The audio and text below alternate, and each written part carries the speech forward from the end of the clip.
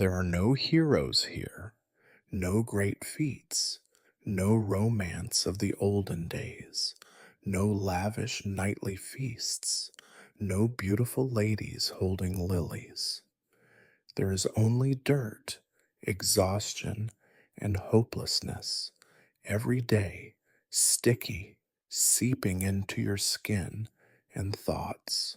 Before you is the story of a bath woman, a woman whose life passes between stinking buckets and the angry stares of clients, beneath the shouts of the mistress and the cold rain dripping through the roof. But before you get comfortable, make sure to like this video and subscribe to the channel, and let me know in the comments which city you are watching from and what time it is there. I'm really curious to see who has joined us. Now, settle in. We're about to begin. You wake up in a damp, dark room where the air smells of mold and old straw. The walls are barely visible through the grime that coats everything.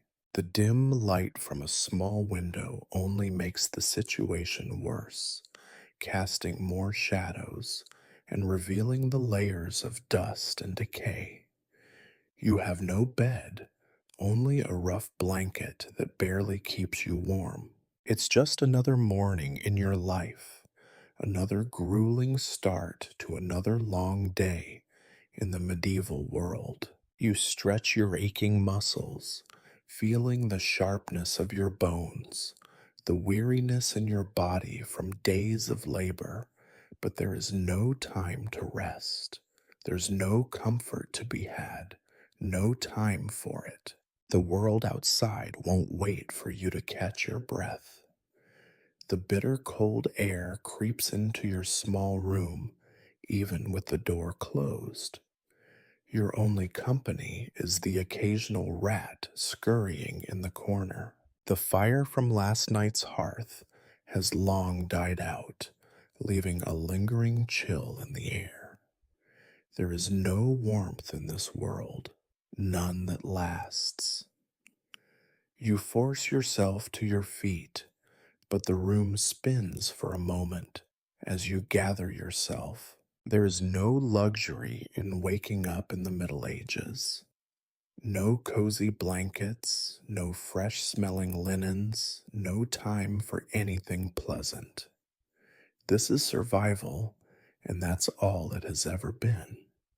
You slip on your faded tunic, the fabric scratchy and uncomfortable. The color has long faded to an unremarkable brown, the same brown as the dirt that clings to your skin and hair. It's not much, but it's all you have. There are no mirrors here, but you know what you look like by now. Unremarkable, tired, weathered. The dirt on your face blends seamlessly with the grime in your hair. There's no point in washing it. What's the use when you're about to get dirty again anyway? You pull the tattered shoes on your feet, and they pinch your toes, but you ignore the discomfort. It's not like you can afford to fix them. In fact, you can't afford much of anything. You just have to keep going. There's no time for breakfast, no time for anything. You need to prepare for work. The day ahead will be long and grueling, as it always is. And as you head out, the cold of the morning air hits you like a slap, reminding you that there is no escape from this life, no reprieve. Not for you, not for anyone like you. The world is cruel, and it doesn't care. You walk through the narrow streets, heading to the local bathhouse where you work. It's a grim place, hardly anything more than a series of makeshift tubs and boiling cauldrons. The stench of sweat, dirt, and mildew hangs heavily in the air as you enter the grimy structure. It's a place where people come to get cleaned, but it's far from sanitary. The floor is slippery with soap scum and grime, and the water in the basins is murky and thick with dirt. You won't be getting clean today, not really, but your job is to make others think they will. As you prepare for the day ahead, you feel the weight of the work ahead settle on your shoulders. There's no time for breaks, no room for complaint. You just have to get through it. The customers will arrive soon, and it's your job to scrub them clean, to make them feel better, even if you know the water you're using will only make them feel a little less dirty, never fully clean. That's the reality of your life, and it's one you've come to accept. But despite everything, you can't help but wish for something more. You wish for the freedom to do as you please, to take a moment to rest, to feel like you matter, even if only for a brief second. But those thoughts are fleeting, and you push them aside. In this world, there's no place for such luxuries. All that matters is the work, the constant grind of survival. So you take a deep breath, roll up your sleeves, and get to work. The day is just beginning, and you have no choice but to endure. The first shreds of dawn cut their way through the torn curtain, illuminating dust motes that drift lazily in the stagnant air. You shuffle closer, rubbing your aching arms, wishing there was a way to shut out the cold, but the damp always finds you. It clings to your bones, as persistent and unwelcome as the memories of every other morning spent in this same miserable routine. Your corner of the room is crowded with the barest necessities: a broken stool, your battered wooden bucket, and a faded linen towel that is more whole than cloth. Your hands move automatically, reaching for these things, as if you are only half awake, the other half still buried in dreams of warm food and clean water. You hesitate at the threshold, glancing once more at your bed, a bundle of straw, matted and sour smelling. It is not comfort. It is a reminder that there is no real rest for you here, not in this life. Outside, the street is empty, shrouded in mist and silence. Even the dogs have the sense to keep away from the cold this early. You step out, pulling your tunic tighter, your breath curling in front of you in small, ghostly clouds. Somewhere, a rooster crows, its call sharp and mocking. The city does not care that you are cold. The city does not care about you at all. Your feet carry you along familiar stones, uneven and slick with last night's rain. You slip once, catching yourself before you fall face first into the muck, but your heart pounds all the same.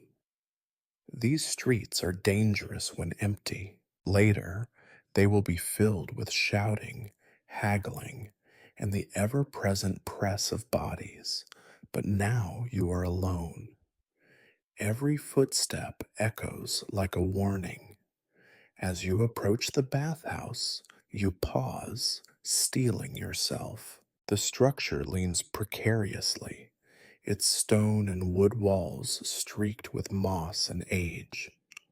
The sign above the door, a crude painting of a smiling woman in a tub, sways in the wind, its smile chipped and faded. You push open the heavy door, and the familiar wave of stench hits you. Wet wood, old sweat, the faint underlying note of something far worse. You force yourself not to gag. The others are not here yet. You are always the first. It is your job to start the fire that heats the water, and you are grateful in a grim way for the small warmth it brings.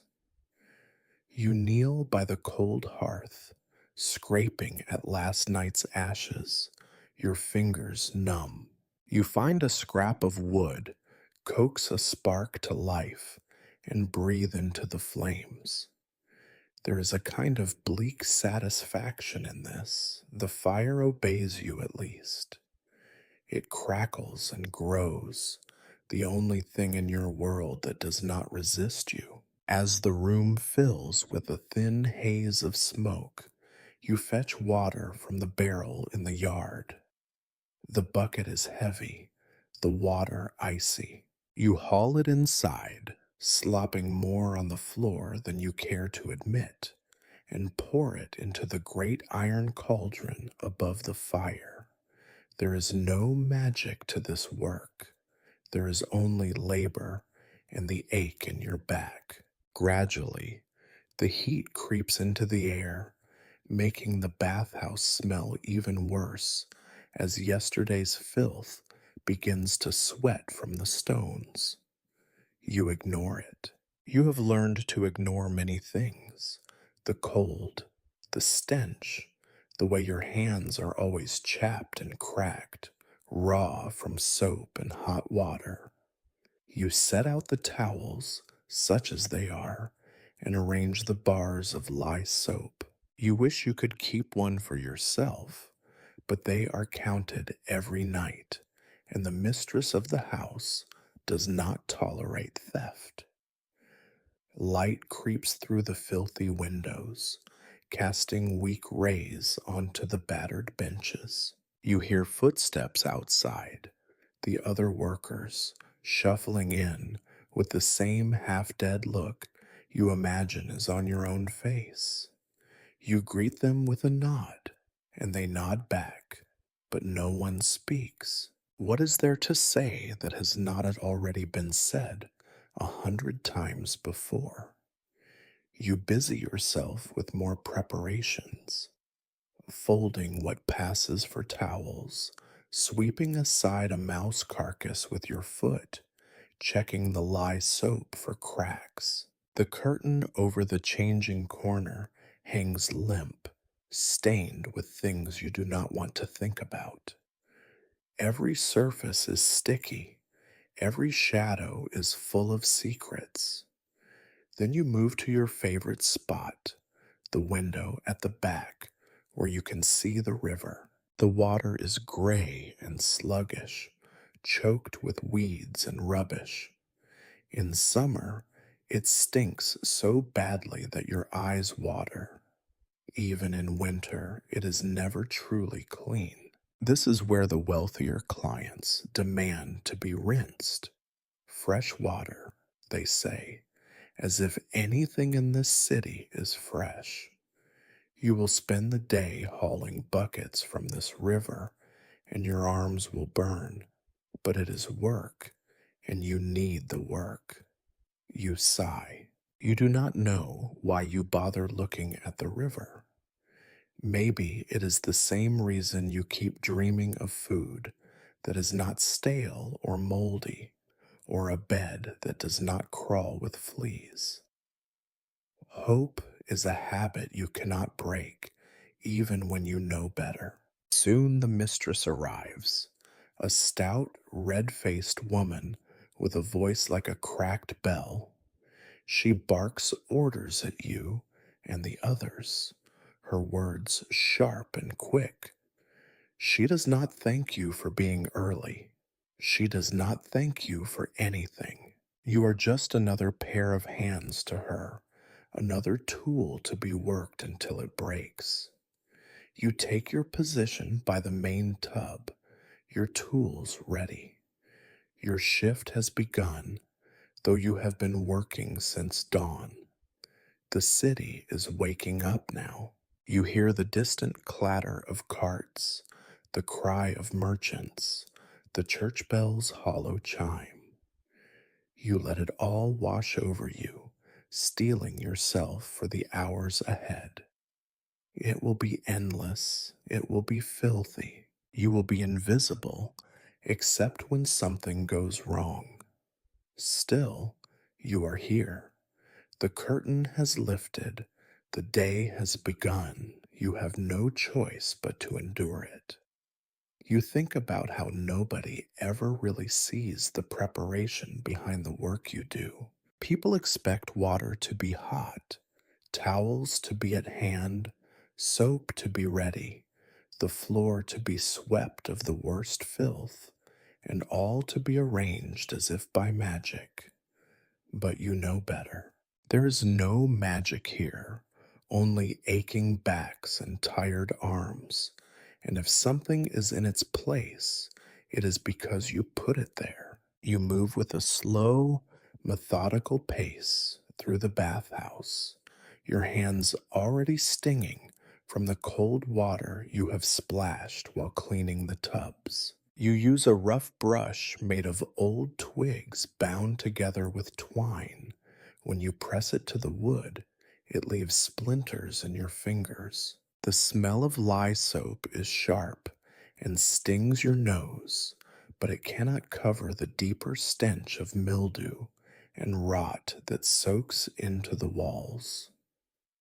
It is always there, a reminder of how long this place has stood and how little it has been cared for. You scrub and scrub, knowing it will never truly be clean, but if you do not at least try, the mistress will notice. You refill the buckets, first with river water, hauled in one by one, then with water from the well, icy and so heavy your arms burn after only a few trips. Your feet slide on the wet flagstones. The water sloshes and soaks the hem of your tunic until it clings cold to your legs. You notice the dark stains on your skin and clothing, but you do not stop. There is always another bucket, always another task. Your hands are rough and red, the skin between your fingers cracked and raw. You have a scar along your left palm from the time a bucket splinter snapped and sliced you deep. It has healed but badly, and now always aches when it is cold, which in this stone house is most of the time. With the tubs ready, you arrange the soap, carefully stacking the gray, lumpy bars on a shelf above the main basin. You know the mistress counts them, so you keep them visible and neat. Sometimes, if a client is generous, you might receive a sliver as a tip, and then you treasure it, hiding it away in a corner of your bedding to use for yourself on the rare days you can afford a private wash. You check the fire, feeding it with scraps of wood and dried dung. The smoke curls thickly above the cauldron, stinging your eyes, but you do not flinch. You stir the water with a wooden paddle, careful not to let it scald, though sometimes you do, and your skin blisters for weeks afterward. You remember a time when you could not bear pain, when every scrape or burn made you weep. That was long ago. Pain is just another part of the day now, as regular as breath or hunger. Next, you clean the benches and folding screens, scraping away layers of old wax, sweat, and whatever else has collected. You do not look too closely. You cannot afford to know what you are touching.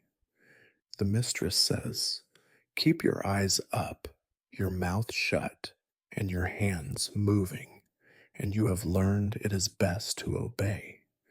The final preparation is for yourself. You rinse your face with cold water, scrub your hands and arms, and try to smooth your hair with your fingers. It is no use. You will never look clean, never look well rested. You tie a rag around your head to keep the worst of the sweat from dripping into your eyes. You straighten your tunic and stand as tall as you can, which is not very tall at all. Your body aches, your stomach growls, but there is nothing to eat yet. Breakfast comes after the first round of clients, and only if there is something left over from yesterday. You do not think about food.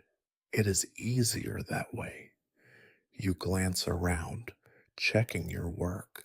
The tubs are filled, the soap ready, the benches clear. There are towels, or what passes for towels.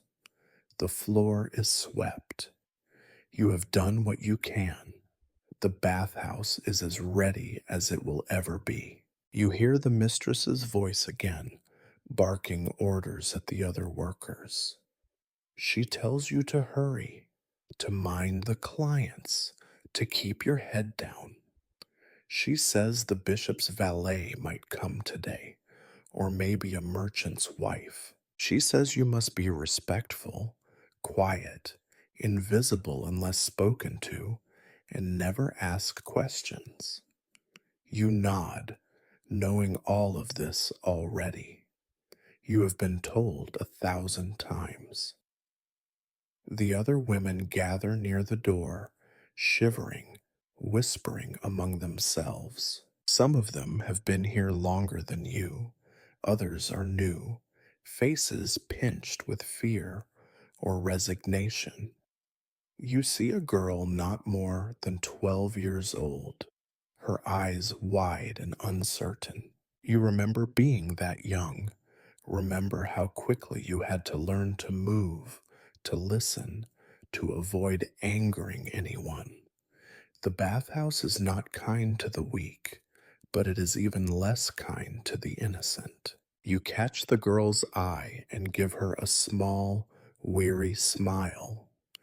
She looks away, ashamed, and you feel a pang of something like sorrow. You do not have the strength to comfort her. You can barely comfort yourself. Soon you hear the first clients arriving. The heavy thump of boots, the sharp voices, the coughs and sniffles, and laughter of people who think they deserve to be clean. They never see the work behind it. They never see you except as a pair of hands and a bowed head. You draw a deep breath and get ready to greet them. You remind yourself, this is your job. This is survival. This is all there is. As the door creaks open and the day truly begins, you swallow your exhaustion and take your place at the basin, bracing yourself for whatever comes next. There is nothing glamorous here, nothing easy, nothing clean. There is only work, endless, thankless work, and the knowledge that you will do it all again tomorrow.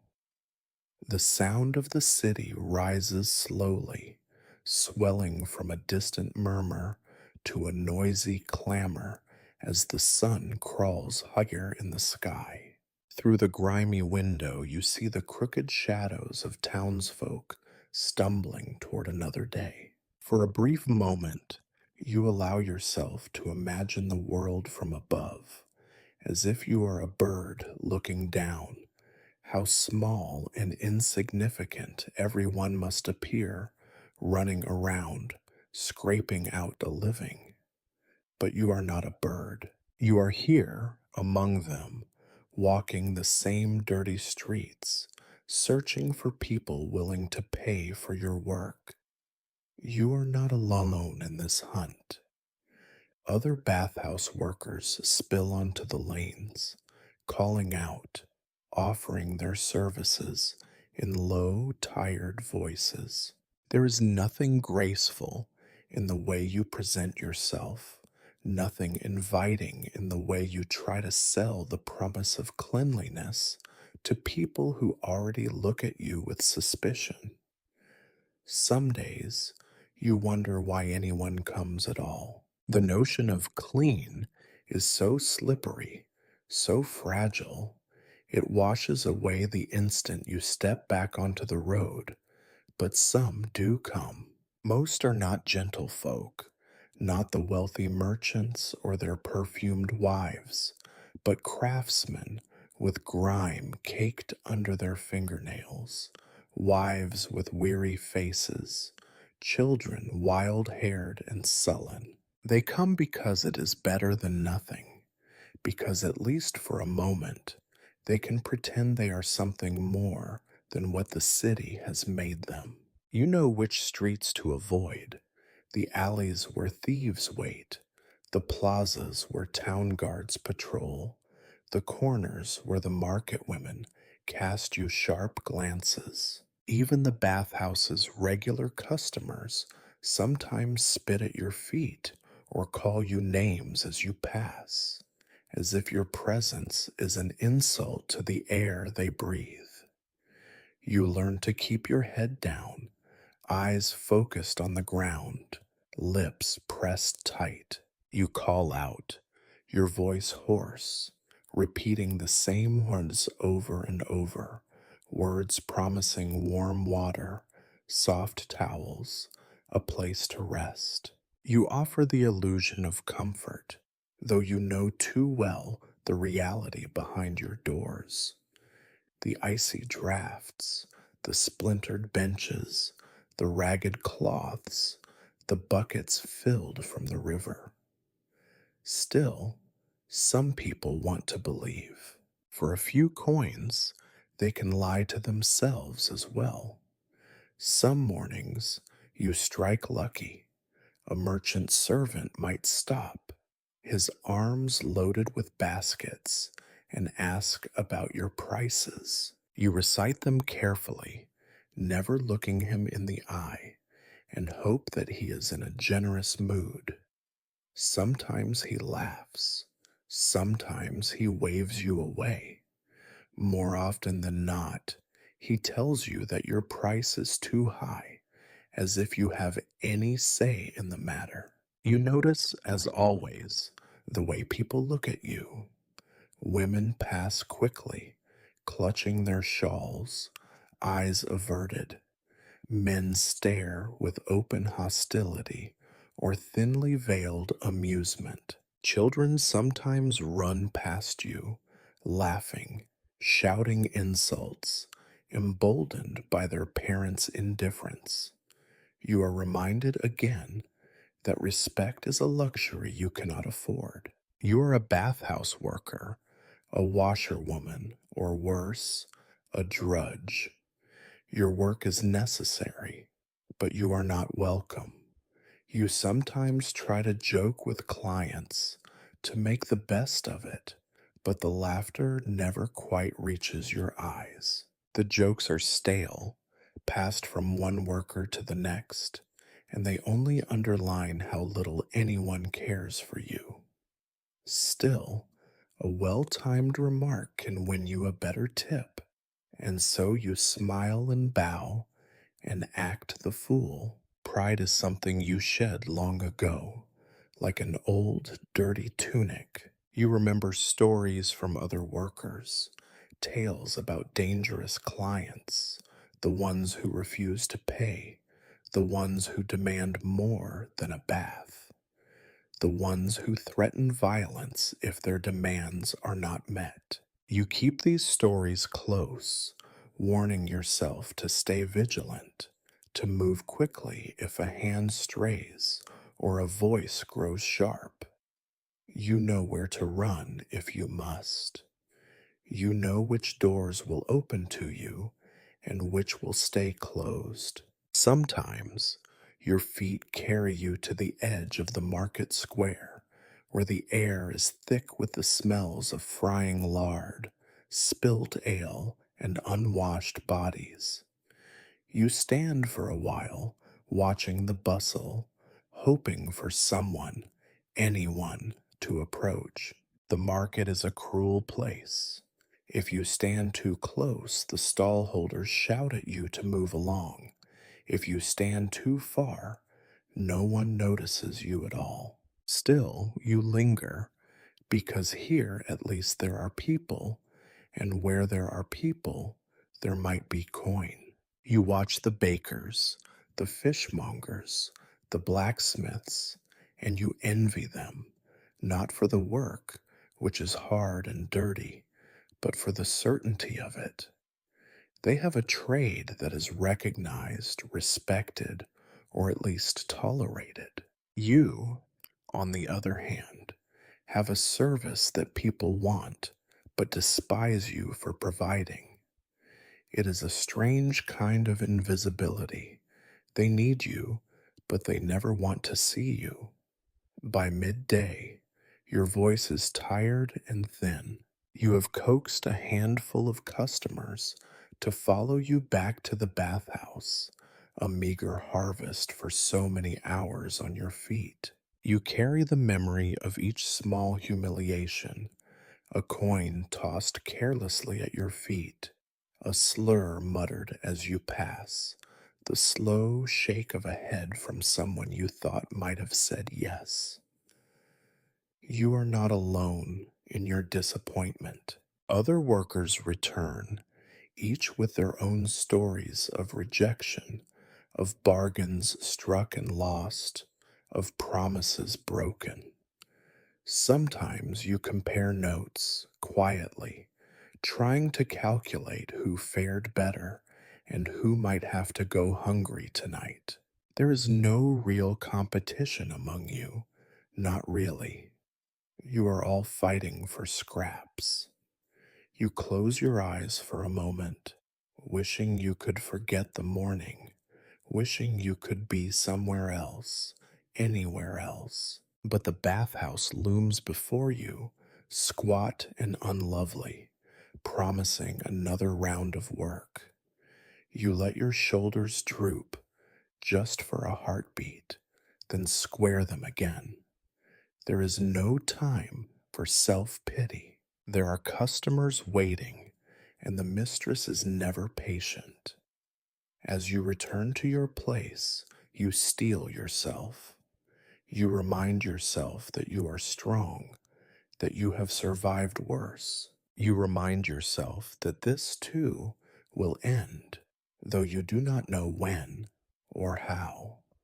You remind yourself that you are not just a pair of hands, not just a vessel for other people's dirt, no matter how often they tell you otherwise. You step inside, the door closing behind you with a heavy thud, and prepare to greet your clients. You smile because you must. You bow your head because you have to. And deep inside, you count the coins because that is the only thing that matters. The only thing that keeps you coming back day after day into the muck and the cold, the endless search for someone willing to pay for a little warmth and a little cleanliness, even if only for a moment. You have always known that your workplace is not a place of luxury, no matter what the signs at the market promise.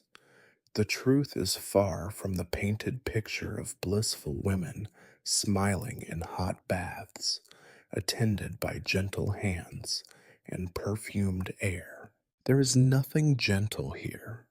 The bathhouse is a place of necessity, not comfort, a place where filth is scraped away, but never truly banished, where each day's grime simply replaces what was washed away the day before. The main room of the bathhouse is wide and low, the ceiling so stained and sagging that you flinch every time a droplet of brown water falls from above. The light comes in thick and hazy through the glassless windows, where oiled parchment is stretched thin to keep out the wind. It does not work. The cold seeps in regardless, biting at your ankles, chilling the wet stones beneath your feet. The whole place is a trap for the weather. In winter, you freeze. In summer, you swelter. In spring, the river floods the floor with foul smelling water.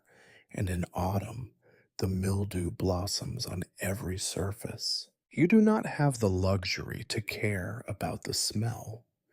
You do not even notice it most of the time, unless a newcomer, a client, or a new worker gags upon entering. The stench is made of 1,000 different layers: old sweat, mildew, cheap soap, and something unidentifiable, deep and permanent, that no amount of scrubbing will ever remove. The client's noses wrinkle as they pay you, but you see them relax in the warmth and steam, letting themselves pretend, for a little while, that the dirt can be washed away.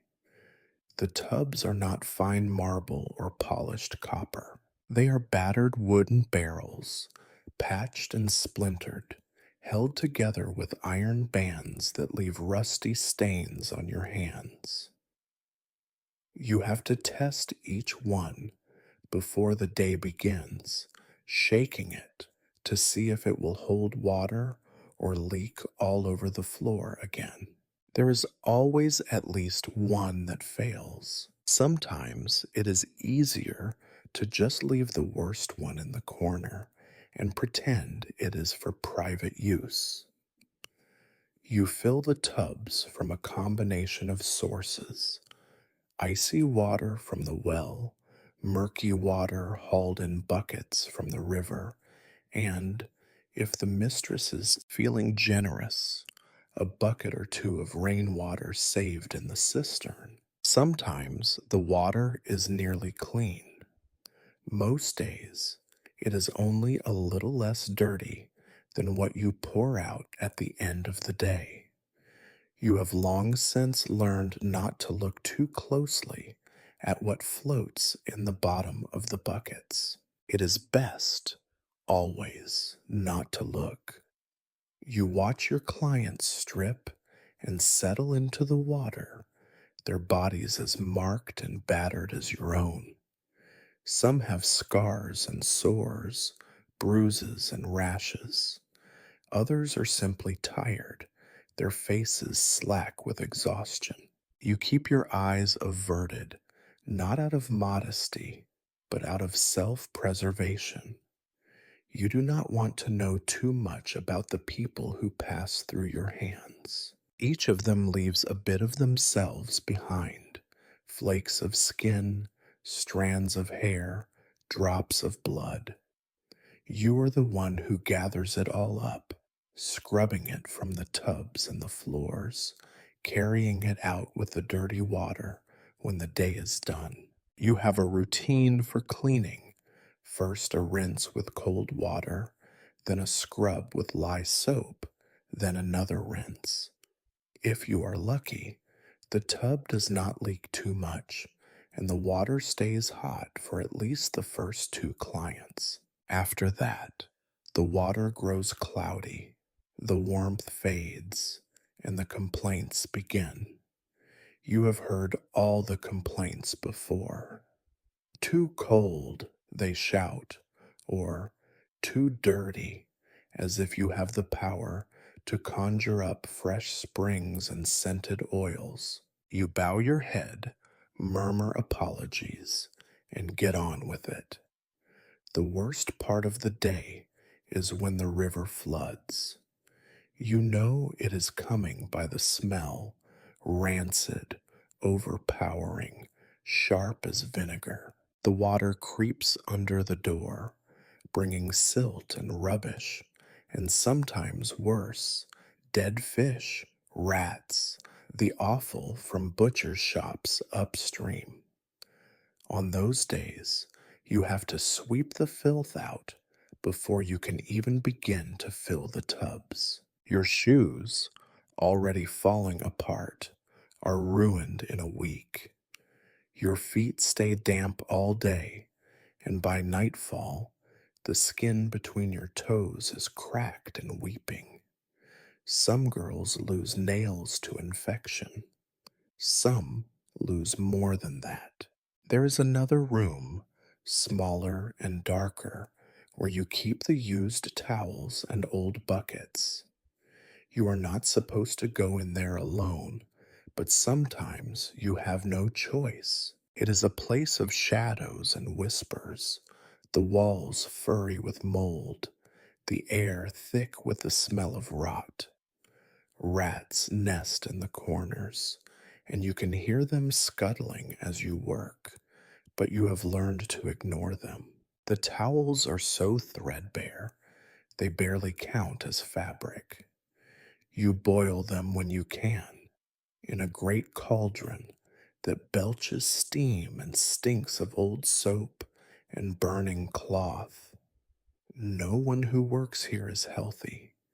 Your hands are always raw, your eyes always red. Sometimes you cough for days, a deep, rattling sound that shakes your ribs. Some of the girls have lost teeth to rot. The mistress says it is the nature of the job. You do not argue, you save your breath for the work. Every so often, you dream of a place that smells of nothing, no filth, no mold, no sweat.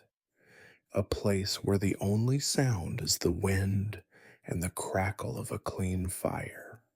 But even your dreams are invaded by the memory of this place. You wake to the smell of mildew, to the creak of the rafters, to the endless, unending labor that awaits you every day. You move through it all on tired feet, doing what you must, never expecting thanks. If you are lucky, you will finish the day with a few coins and all your fingers. If you are unlucky, you will finish with less. Either way, you know you will be back tomorrow, ready to scrape and scrub and endure it all again. This is the place where you work. This is the place where you live, at least for the hours of the day. You have learned not to expect it to change. You have learned not to hope for better. You simply keep moving, one task to the next, the stink and filth pressing in on all sides, until the sky darkens again and the day is finally, blessedly over. You learn quickly that people who come to the bathhouse are rarely interested in who you are. Most do not even look at your face when you take their coin. They speak at you, not to you, demanding you fetch water, soap, towels, or sometimes things you are not supposed to provide at all. Their eyes slide past you as if you are only part of the furniture, an extension of the battered tub, a background figure in their brief fantasy of cleanliness. The first to arrive today is an older man, his beard knotted and wild, his nails black with dirt. He grumbles about the cold, about the walk from his workshop, about his aching back. You keep your words clipped and respectful. Yes, master. Right away, master. Always just quiet enough not to sound mocking. Always careful not to show your real feelings. You have seen what happens to girls who talk back, even in jest. The mistress does not tolerate insolence, neither do the customers. He sheds his ragged clothes, dropping them on the floor for you to gather. You try not to wrinkle your nose at the smell, a pungent mix of sweat and old ale. It is not your place to judge. You take the garments, your arms held stiff, so the lice do not crawl from his tunic onto your own skin, and you hang them up on the pegs by the door. Sometimes you find coins or scraps of food in the pockets. You never take them, not even when you are hungry. The punishment for stealing is harsh and public. As the man lowers himself into the tub, he sighs with something like relief. You fetch more hot water from the hearth, careful not to splash yourself, and pour it over his shoulders. He barks an order for soap. You bring it. He tells you to scrub harder. You obey. The bristles bite into your palm as you clean his back, but you do not complain. After him comes a group of women carrying baskets and laughing, their voices sharp and brittle. They ignore you entirely, chattering among themselves, tossing towels onto the floor, demanding water, then more water, then hotter water. They complain about everything: the temperature, the smell, the towels, even the weather outside. One of them looks you up and down with open disdain and whispers something to her friend, who snorts with laughter. You hear the word filthy float through the steam, and you pretend not to notice. You know better than to show hurt. Children come too, squirming and shouting, their feet pounding the wet stones. Their mothers yell at you to wash them quickly, to keep them from splashing, to mind their hair and ears. You move fast, dodging little hands and careless kicks, catching dirty water in your apron, swallowing any words you might want to say. The children rarely notice you, except to complain when the water is too hot or too cold. Some clients are worse than others. You know the ones to fear: the men who linger too long, who let their hands wander, who try to pull you closer under the guise of playfulness or drunkenness. The mistress says it is part of the job, but you know she would blame you if you let things go too far. You have seen her turn girls out into the street for less, so you learn to move quickly, to keep a distance, to call out for help if a client grows too bold. Sometimes the other women will step in. Sometimes there is no one to help. There are regulars, too, who expect you to remember their preferences: the old widow who likes her bath nearly scalding, the cooper who always wants extra soap, the apprentice who flinches at the sight of a brush. You remember these things, not because you care, but because it is safer that way.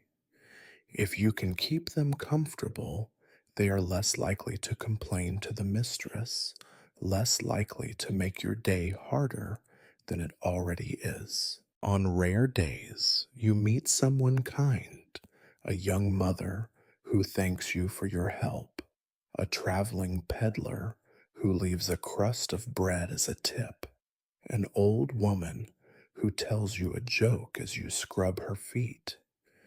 These moments are rare enough to feel almost magical. You tuck them away in your memory, letting them soften the sharp edges of the rest of your work.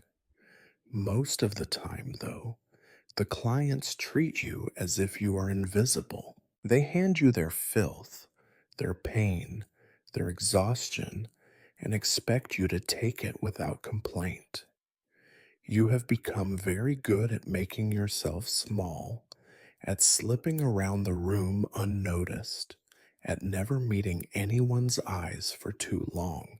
The less they see of you, the less trouble you will have. You have learned to recognize the different types: the braggarts who want to impress their friends by bullying the help, the lonely souls who talk to you because there is no one else who will listen, the desperate who come not for cleanliness, but for a moment's escape from the cold, or hunger, or heartbreak. Sometimes you find yourself feeling a pang of pity, but you squash it down. Pity will not save you from the bathhouse or the city. Pity will not feed you at night. Occasionally, rumors reach you of noble visitors, lords or ladies who might come to the bathhouse incognito. The mistress makes everyone stand straighter, polish the buckets, and put on their best rags, but the nobles never come. Not here. This is not the place for silk and perfume, only for the tired and the poor, those who have nowhere else to turn. As the day goes on, your hands grow sore from scrubbing, your knees ache from kneeling, your back throbs with every motion. The steam thickens, blurring the faces of the clients, making the room feel small and claustrophobic. The noise never stops. Orders, complaints, laughter, insults, the splash of water, the clatter of buckets. You move through it all as if underwater, your mind drifting somewhere far away. By evening, the clients have thinned out, their voices replaced by the hush of tired bodies, slipping back into their clothes, gathering their children, counting out their coins. Some leave without paying, and you know the mistress will dock your wages to cover it. Others toss a coin at your feet, not bothering to thank you or even look your way. You sweep the floor, wring out the towels, empty the filthy tubs. The day is ending, but the work is not done. It will never be done. The bathhouse is not a place of rest or comfort, not for the workers, not even truly for the clients. It is a place where people come to leave their dirt behind, and where you, with your tired hands and aching back, are left to deal with the mess. Tomorrow, it will all begin again. You do not hope for thanks, or for kindness, or for change. You have learned to take what little dignity you can find in a job done, a day survived, and a coin earned, no matter how small. That is the only thing the bathhouse gives you, and you clutch it tightly because you know how easily it could all be taken away. You think, not without a trace of irony, about how you spend your days cleaning others while never truly managing to clean yourself. This is the great and thankless paradox of the bathhouse. As you scrub grime from the backs of strangers, as you rinse the mud and sweat from their skin, as you wring out ragged towels until your wrists ache, you feel the filth of 100 bodies seeping into your own flesh. No matter how much you scrub your hands, the smell never really goes away. There is not enough time, nor enough water, nor enough privacy for you to tend to your own cleanliness. Every inch of your skin seems to remember the touch of dirty water, the harsh sting of lye, the sticky film left by too many unwashed towels. You try to sneak a few minutes with a fresh bucket, a quick splash on your face, a hurried rinse of your arms or feet, but the relief is brief, fleeting, and always interrupted by the voice of the mistress or the clang of another client demanding service. You envy the clients, even the ones who curse and sneer at you, for they at least walk away believing themselves clean. They return home with damp hair, pink skin, and the illusion of freshness, if only for an hour. You are left behind in the thick air, among the discarded water and the sour stench that lingers after the last bather departs. Sometimes you glance at your reflection in a puddle on the floor and do not recognize the person you see. Hair tangled and matted, cheeks smudged with soot, lips cracked and pale, eyes ringed with exhaustion and something darker. Your fingernails are never free of dirt. Sometimes you scrub them with a brush, as you have seen the midwife do, but the grime works its way back in within the hour. Your feet are worse, calloused, split, raw from days of standing in wet shoes or no shoes at all. Your skin, when you have a moment to study it, is a patchwork of old scars, fresh scratches, and the persistent rash that never quite fades in the damp. You itch constantly, and not just from the soap or the straw you sleep on. There are always lice and fleas, no matter how many times you boil your bedding. You remember once, as a child, being allowed a real bath, hot water in a deep tub, clean linen, gentle hands. It is a memory that feels borrowed from another life. Now, you must make do with whatever scraps of cleanliness you can steal from your day. A rag soaked in cooling water, a stolen handful of lye, a quick rinse at the pump if no one is watching. You are careful never to use more than your share. You have seen what happens to those caught wasting water or soap. The other bathhouse workers are the same. You see them scratch absently at their arms, rub at their eyes with the backs of their hands, tug at the lice in their hair when they think no one is looking. Some have sores that do not heal. Some cough so long and so hard that you worry their lungs might burst. The mistress says that is the price of being poor. If you want to smell sweet, marry a baker. You laugh bitterly with the others at this, though you do not remember the last time you found anything truly funny. Your clothing is another layer of filth.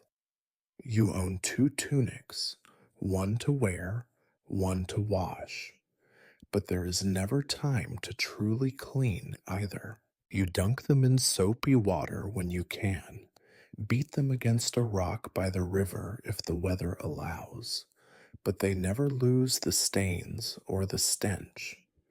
In winter, they never fully dry. In summer, they crust with salt from your sweat. When the seams come undone, you mend them with whatever thread or string you can find. You do not care about appearances. No one here does. You care only that your clothes stay in one piece, that they cover your body, that they do not itch more than necessary. Some days, when the bathhouse is empty for a brief hour, you dream of being clean. You imagine hot water, fragrant oil, soft linen. You imagine combing the tangles from your hair until it gleams, scrubbing your skin until it is pink and fresh. You imagine lying in the sun, letting yourself dry, feeling the warmth seep into your bones.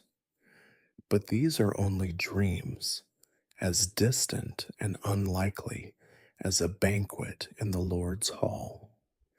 You remind yourself that this is how it is for everyone you know. The city is a place of dirt and stink.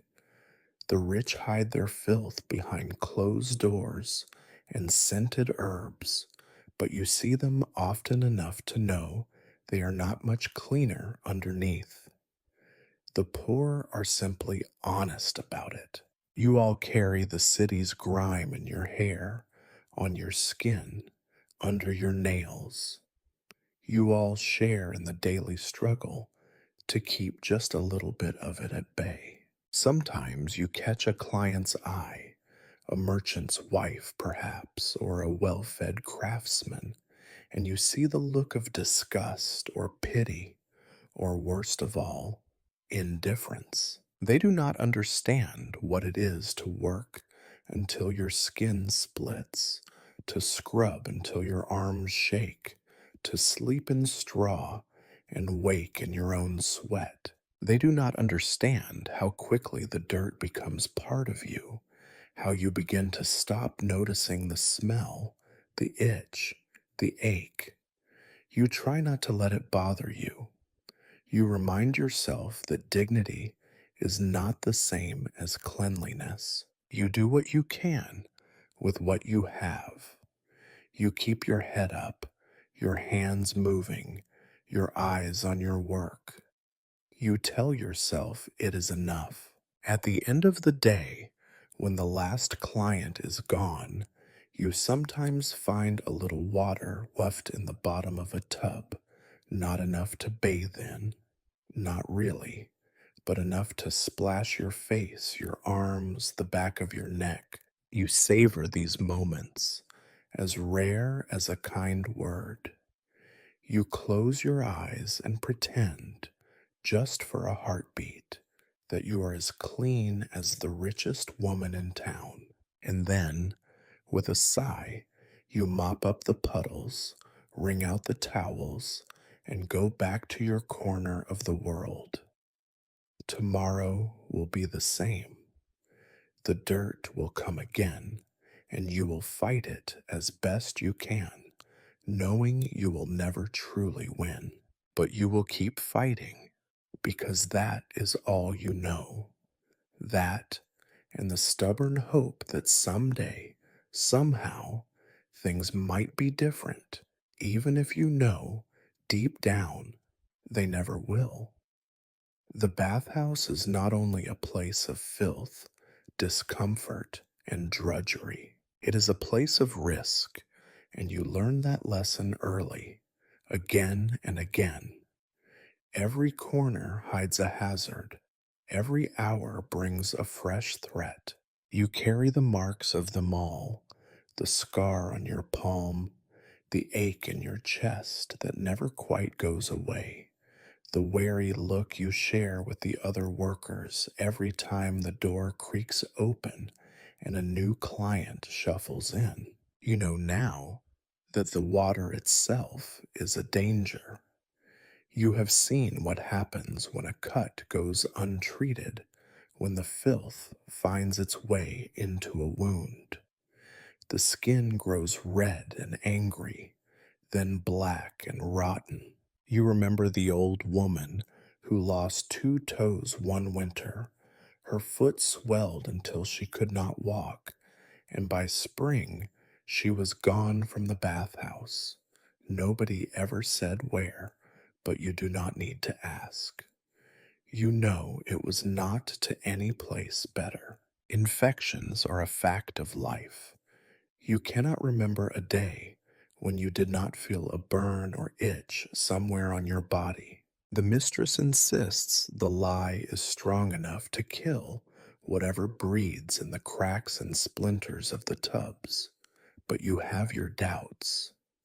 The soap stings the raw places, and sometimes you flinch when it touches an open cut. You know you should be careful, but there is never enough time, never enough clean water, never enough will from anyone to keep everything safe. There are diseases you have learned to recognize by sight: the red, swollen eyes of fever, the purple spots that blossom along a client's arms or legs, the persistent, rattling cough that sends a chill through the workers even in the heat of summer. Some days you scrub the tubs after a sick client and pray you will not feel the symptoms yourself in a week or two. Sometimes, when the fever comes, you lie on your straw and shiver, sweating and moaning, and hope you survive. Sometimes you do. Sometimes others are not so lucky. Then there is the river, your eternal adversary. Every time you fetch water, you know you are dipping your bucket into a stew of waste, dead fish, and the refuse of 1,000 homes upstream. In spring, when the water runs fast, it can sweep a grown man off his feet. You have seen it drag a child under in an instant. In summer, when the water shrinks, it grows thick and green, slick with scum. The stench is so strong you gag as you haul your bucket back to the bathhouse.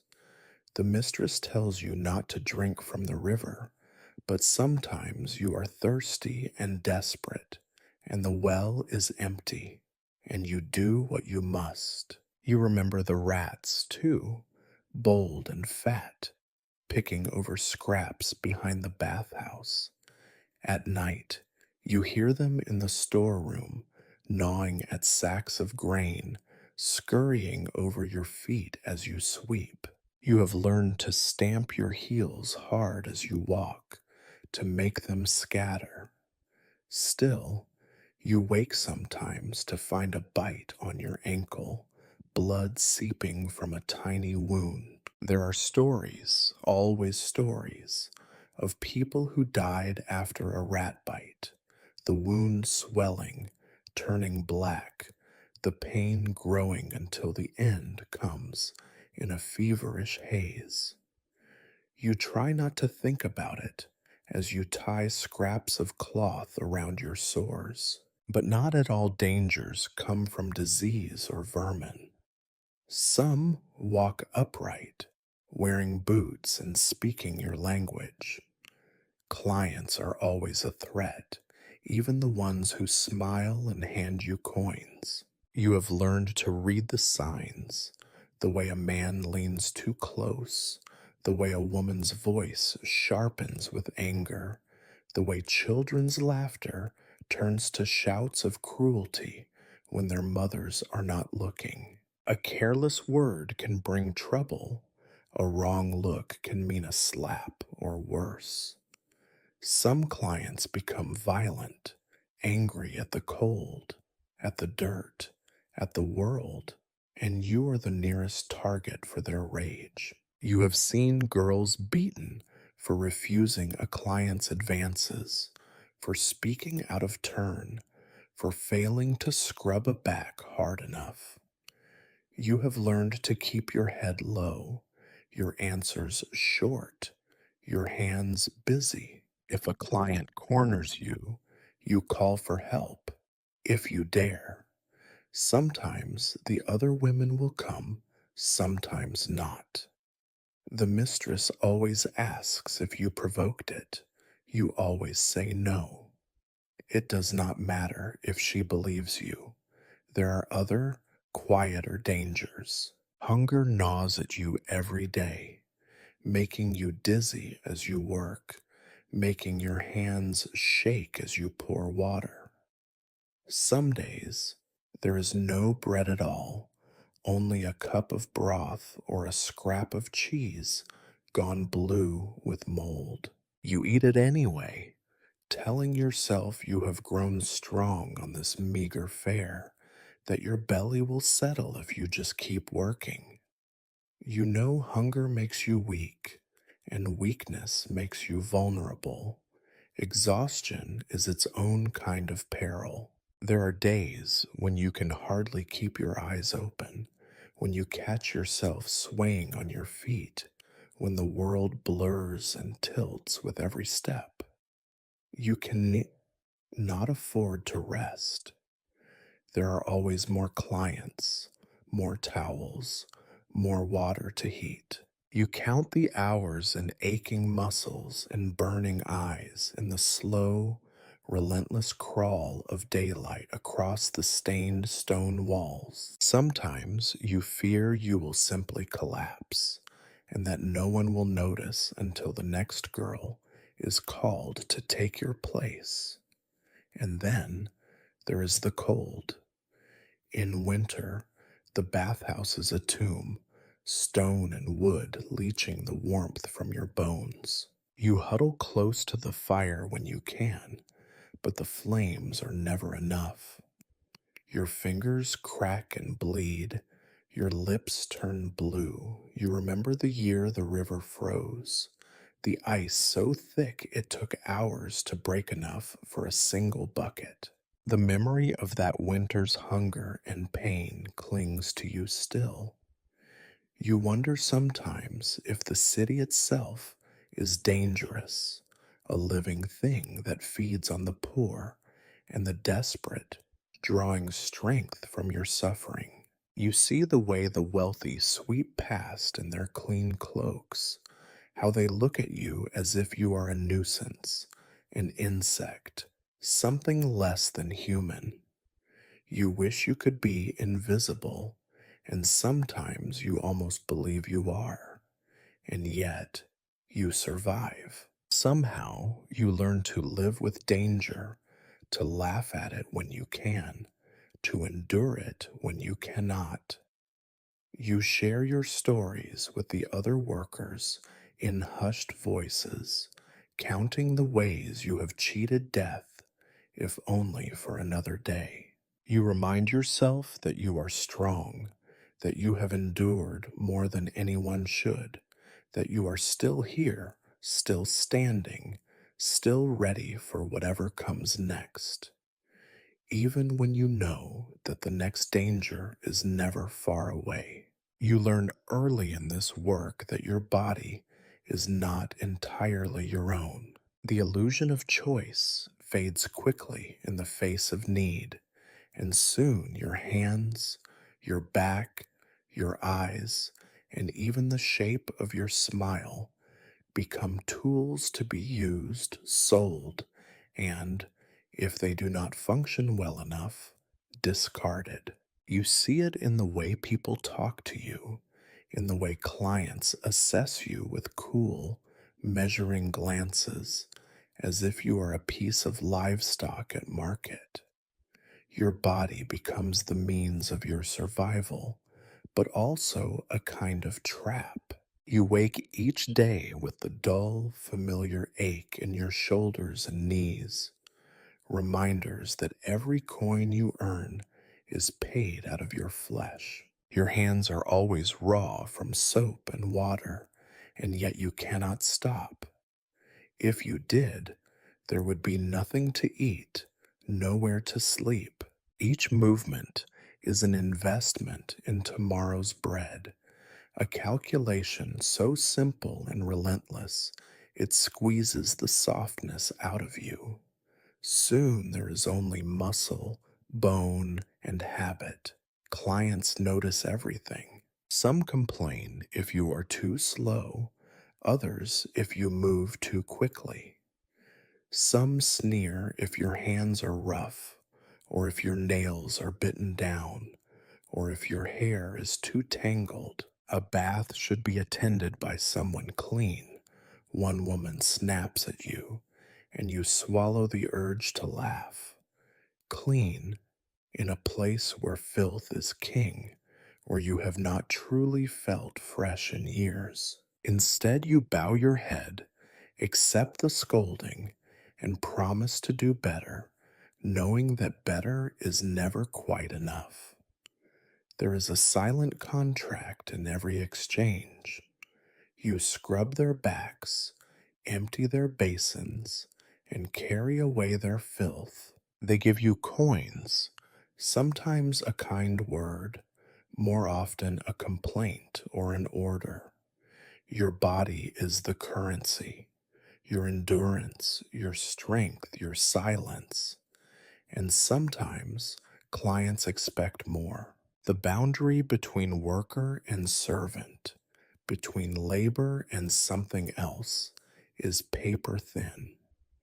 You have learned to guard yourself, to read the signals in a voice or a glance, to sense when a harmless joke might turn dangerous. Some men, after a drink or two, grow bold and grabby, pressing too close as you lean over the tub, fingers creeping over your wrist or waist.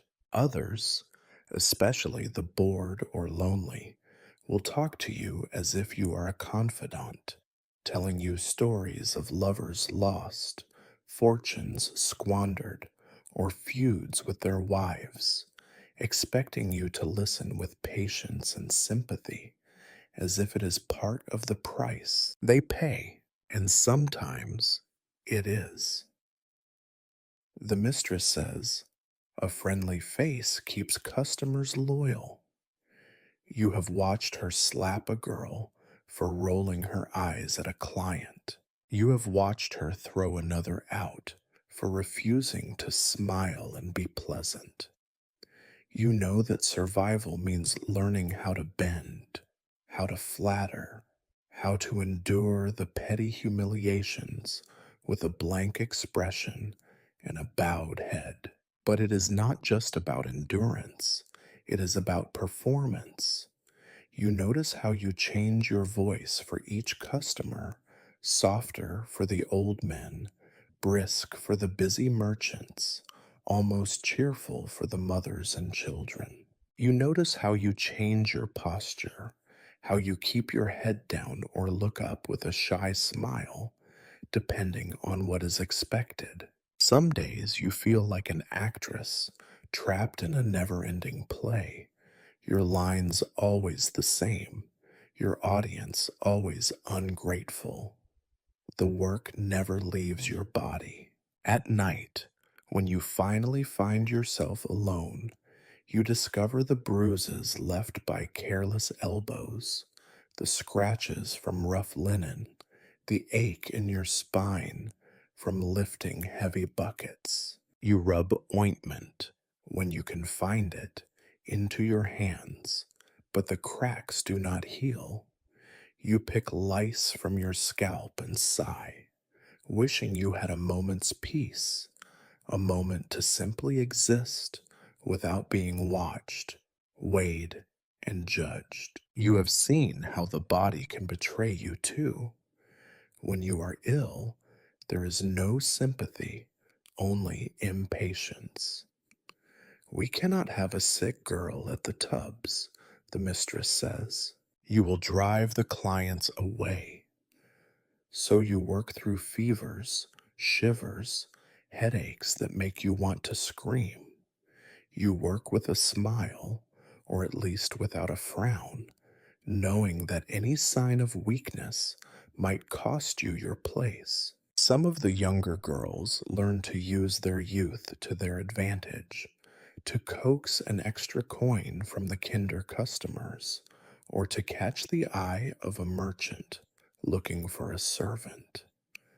But beauty fades quickly here, worn down by labor and hunger. By the time you are old enough to know how the game is played, the game is already lost. The city is full of women whose bodies have been used up by work, who drift from one job to the next until there are no jobs left for them at all. You are reminded again and again that your worth is measured in what you can endure, in how well you can ignore the insults, the leers, the petty cruelties. You are a vessel, a tool, a commodity, and yet, somehow, you remain yourself. You find moments of rebellion, small ways to reclaim what is yours. You share a joke with another worker behind the client's back. You keep a precious sliver of soap hidden for your own use. You dream, even if only for a moment, of something gentler. At the end of the day, you wash your face in cold water and look at your reflection, searching for the person you once were. You find her sometimes, hidden behind the tired eyes and split lips, a reminder that you are more than what you do, more than what they see. You hold on to that knowledge as tightly as you can, because you know tomorrow you will have to do it all again. Your body is not yours, not really, but your spirit is. For now, that is enough. Every day ends with the same ritual, the counting of coins. The mistress sits at her battered desk, a chipped mug of thin ale in her hand, while you and the other bathhouse workers line up, eyes low, backs aching. The day's takings are spread across the surface, copper pennies, a rare silver, the odd foreign coin of dubious value, and she sorts them into piles with a practiced, suspicious eye. You watch her hands move, the rough skin, the sharp nails, the impatience in every gesture. You know better than to hope for generosity. When your turn comes, she counts out your share.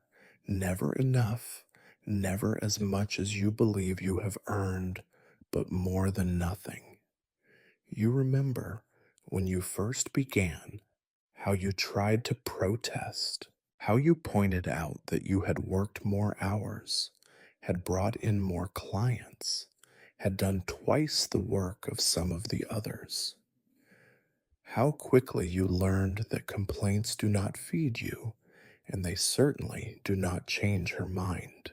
Now you simply hold out your hand, accept the coins, and move on. On a good day, your earnings might fill your palm. On a bad day, you count them one by one and wonder what you will do when they run out. You make the same calculations every night. How many loaves of bread will this buy?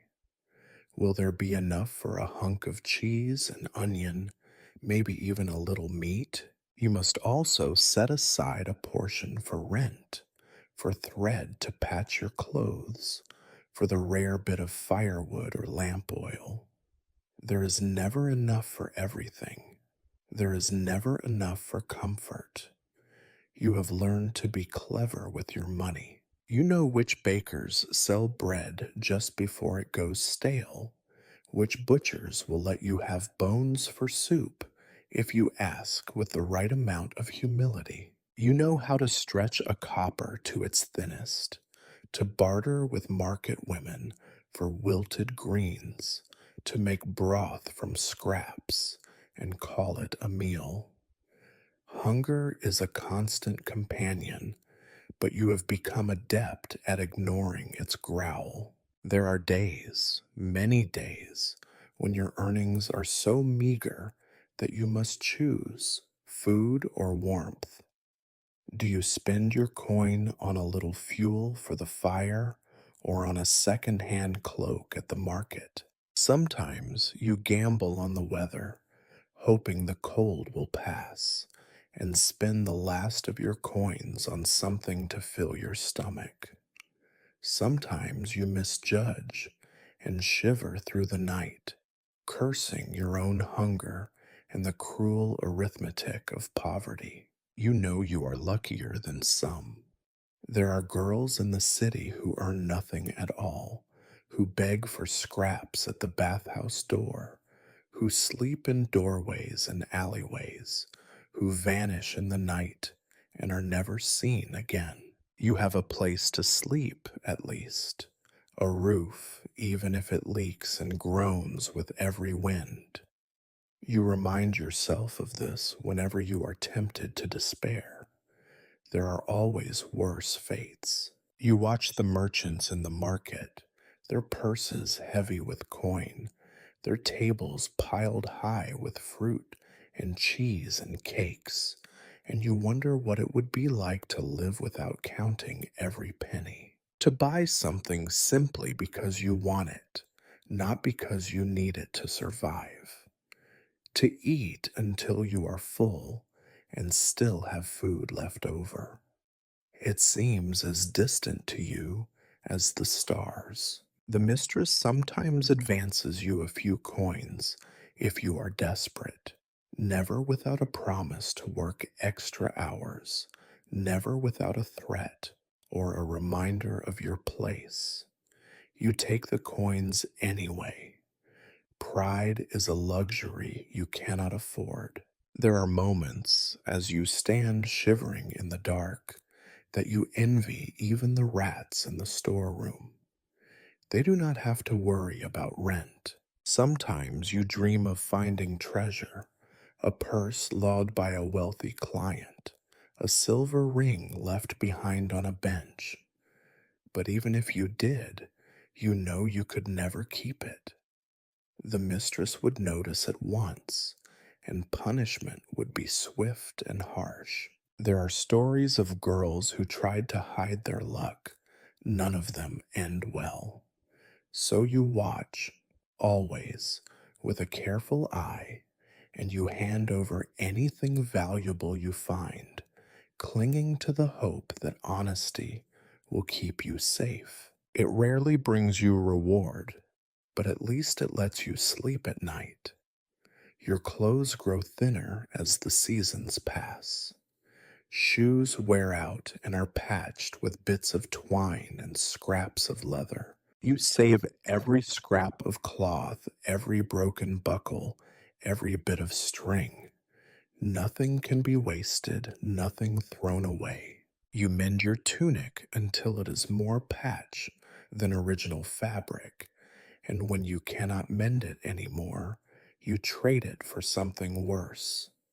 There is no room for vanity here. You learn to live with hunger, with cold, with the ache in your bones and the itch in your skin. You find small joys where you can.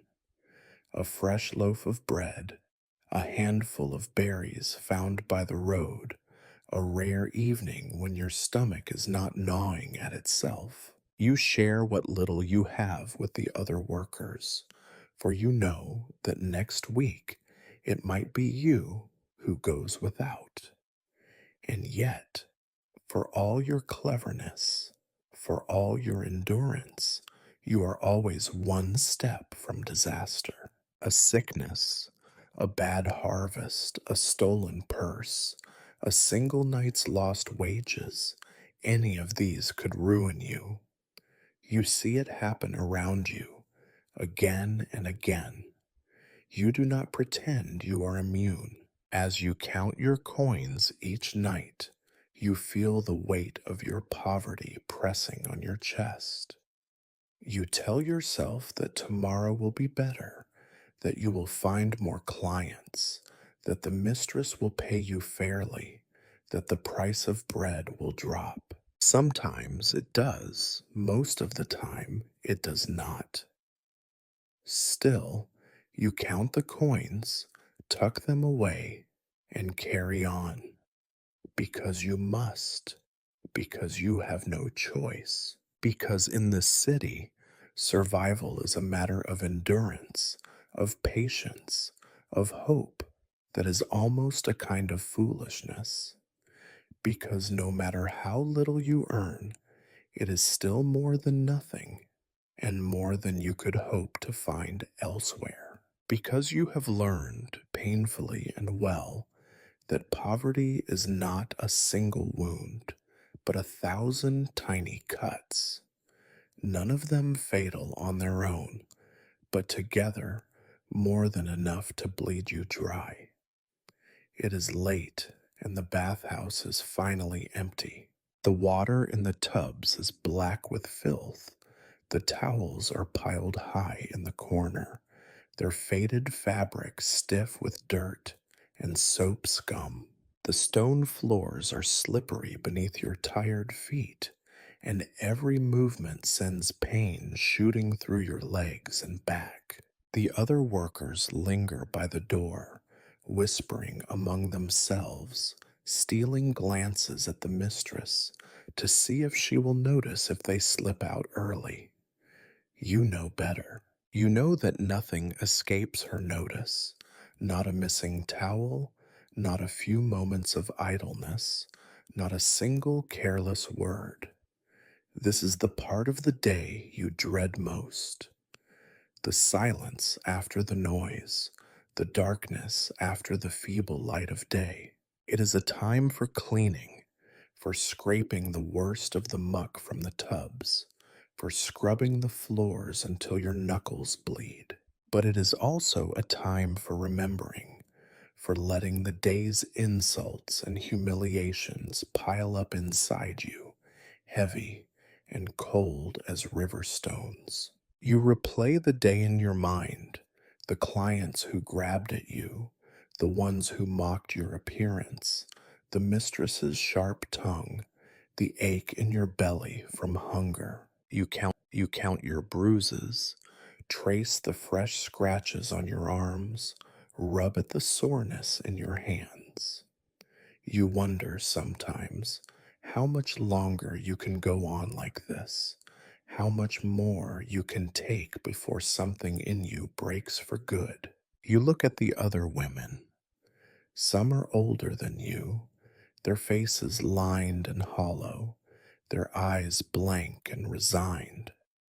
They work without speaking, their movements slow and automatic. Others are younger, girls barely old enough to be here, their hands already cracked and red, their laughter forced and brittle. You catch the eye of one girl, no more than 12, and she quickly looks away.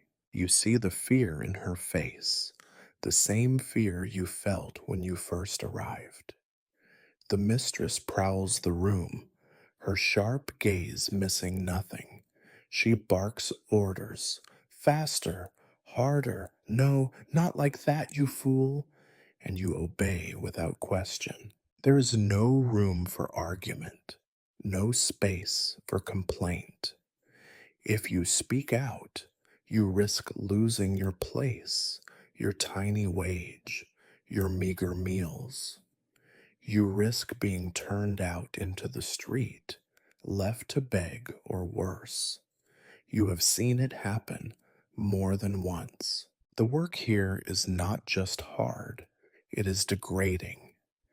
Every day, you are reminded that your worth is measured in how much filth you can scrape away, how many insults you can endure without flinching, how little you can ask for in return.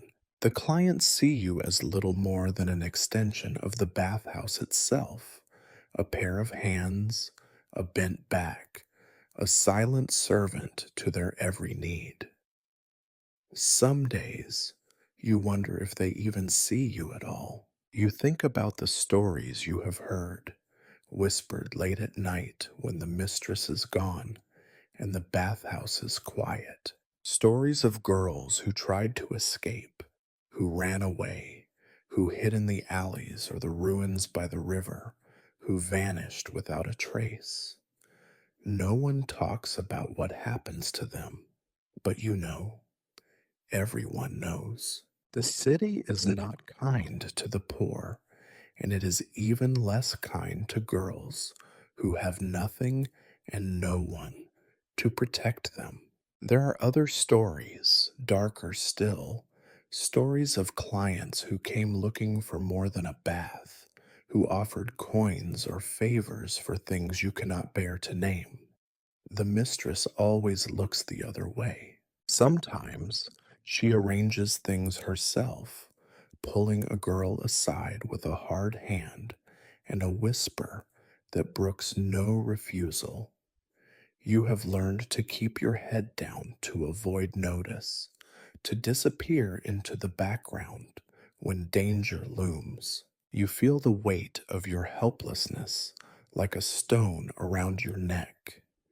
You want to believe that there is a way out, that if you work hard enough, keep your head down long enough, things will change. But the days pile up, indistinguishable from one another, and hope grows thin and brittle.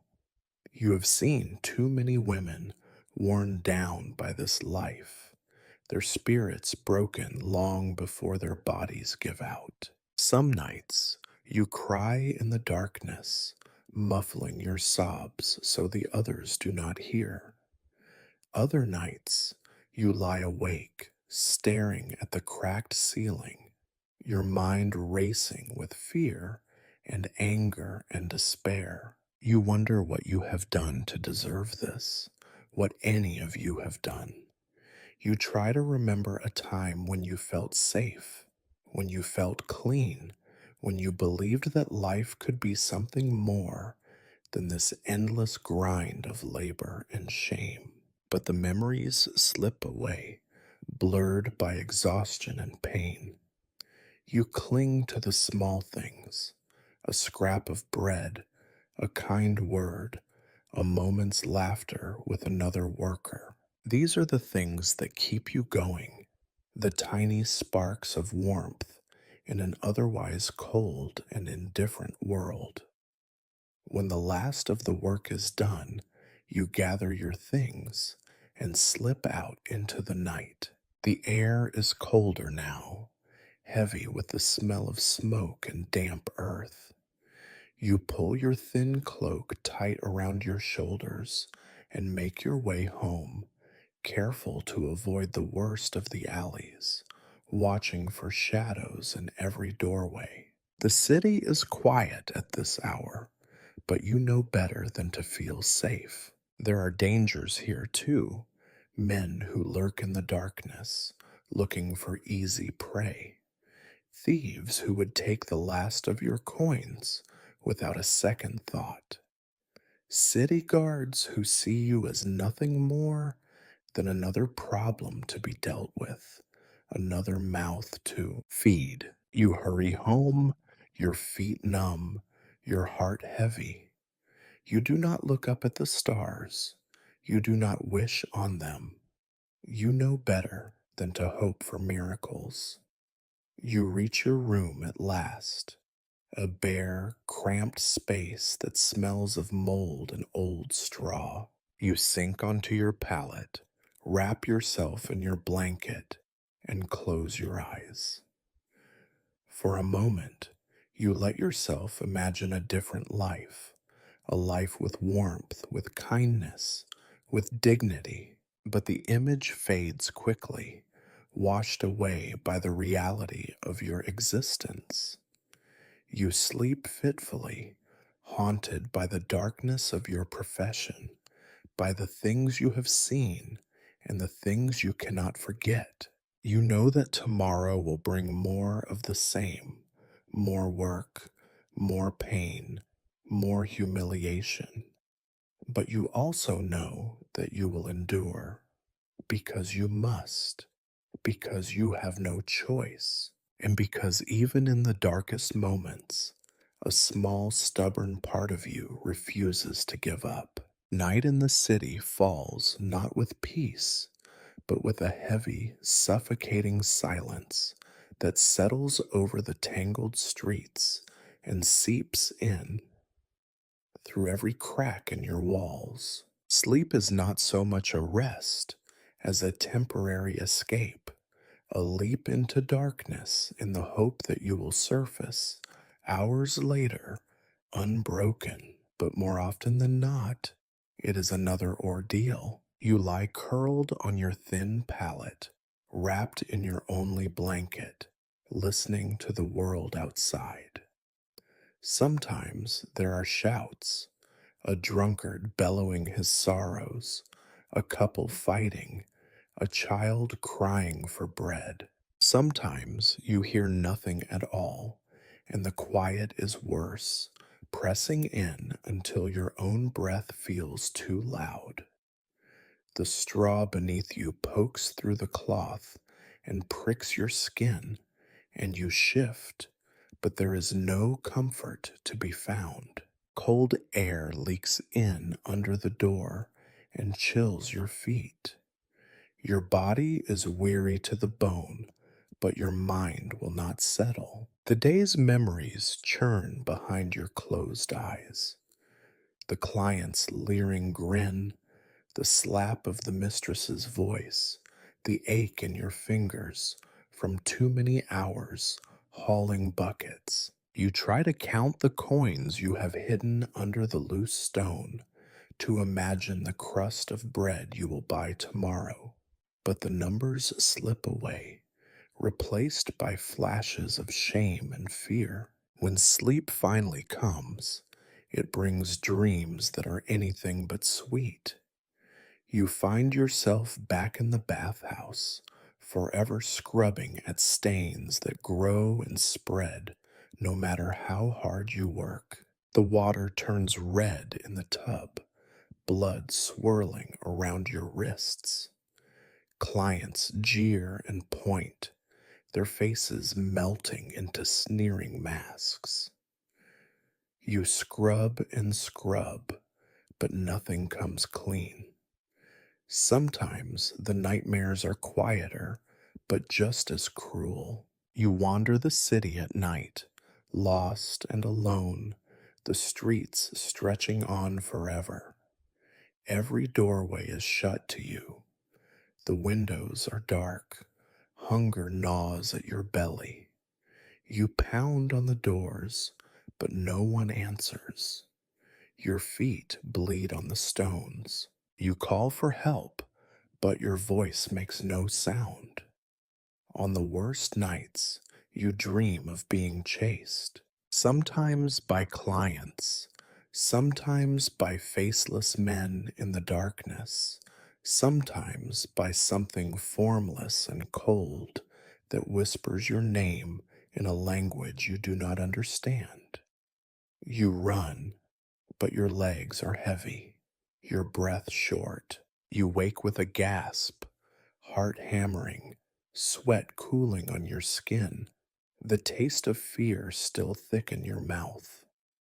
Even when the dreams leave you in peace, the sleep you find is shallow, easily broken by any noise. You startle at the scrape of a rat in the wall, at the far off clang of a church bell, at the whistle of wind around the eaves. You lie awake, staring at the shifting patterns of moonlight on the ceiling, counting your worries instead of sheep.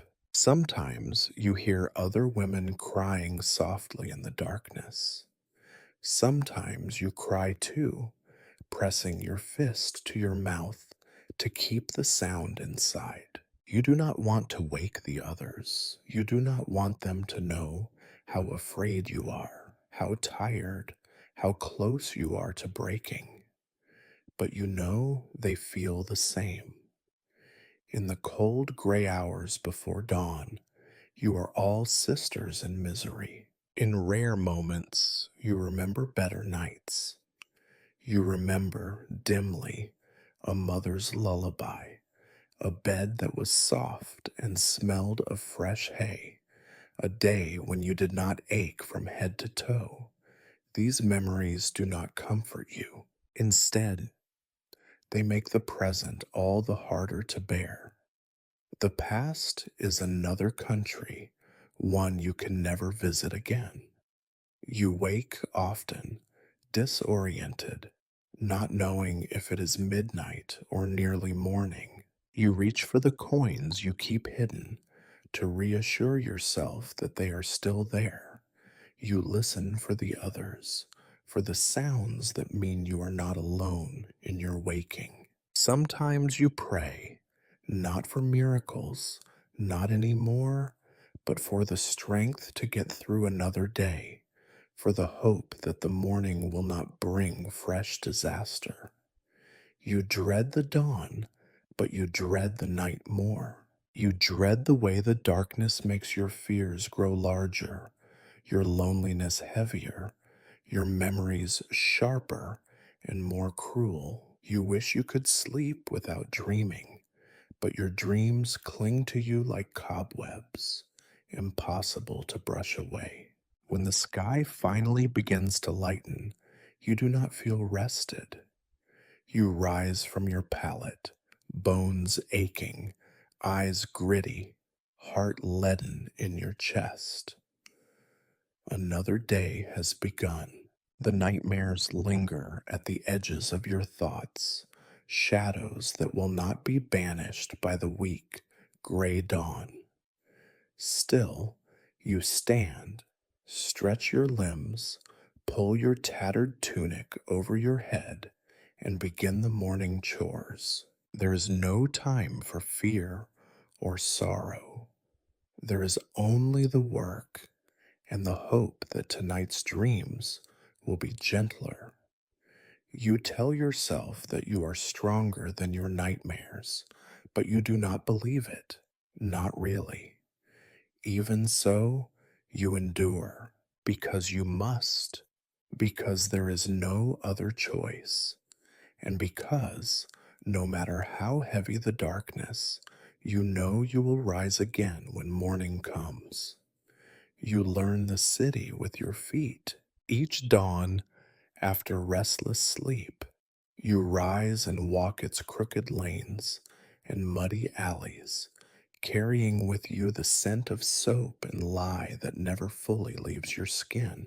The bathhouse is your world, but the city is your path to it and from it, a daily gauntlet you run on numb, aching legs.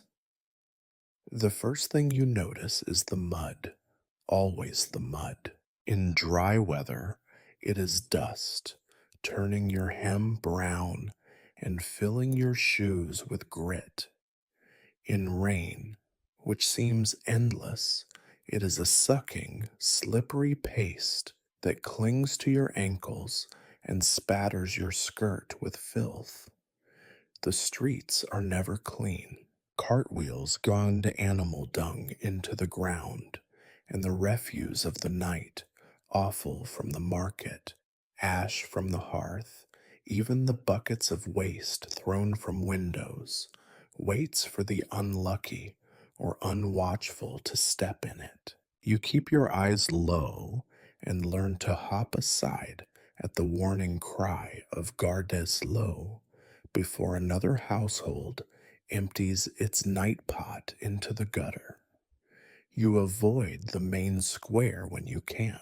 It is full of sharp eyes and sharper tongues, vendors hawking wilted vegetables or cheap trinkets, housewives gossiping, beggars jostling for space, children darting through the crowd in search of coins to steal. Everyone is watching everyone else, suspicious or envious or just bored. You pass through quickly, head down, clutching your small purse and hoping you do not draw attention. Sometimes you catch a glimpse of yourself reflected in a shop window or a puddle. Your hair is wild, your cheeks sallow, your hands rough and swollen from work. You look like any other poor girl, and that is the best you can hope for. To be invisible is to be safe. On your way to the bathhouse, you pass by places that tempt you to linger. The baker's shop, with its warm, yeasty breath and the golden crusts on display. The cobbler's, where pairs of shoes you will never own hang from the rafters like trophies. The church, its bells tolling the hour, the heavy doors open to anyone in need of prayer or a place to sleep, though you know better than to trust the kindness of the clergy, whose help often comes with strings attached. You walk quickly past the taverns, where men spill out onto the street, drunk and loud even in the early hours. Their eyes linger too long, their laughter too sharp. You learn to ignore the comments, to slip through shadows and avoid the pools of torchlight. The city is not a safe place for girls alone, especially girls who must make their own way. Sometimes, on rare mornings, the mist hangs low over the river, blurring the jagged lines of rooftops and softening the city's ugliness. You find a strange comfort in this, as if the city itself is tired, as if it too wishes to hide for a while. You linger for a moment on the bridge, watching the sluggish water crawl beneath you, then hurry on before the cold can stiffen your legs.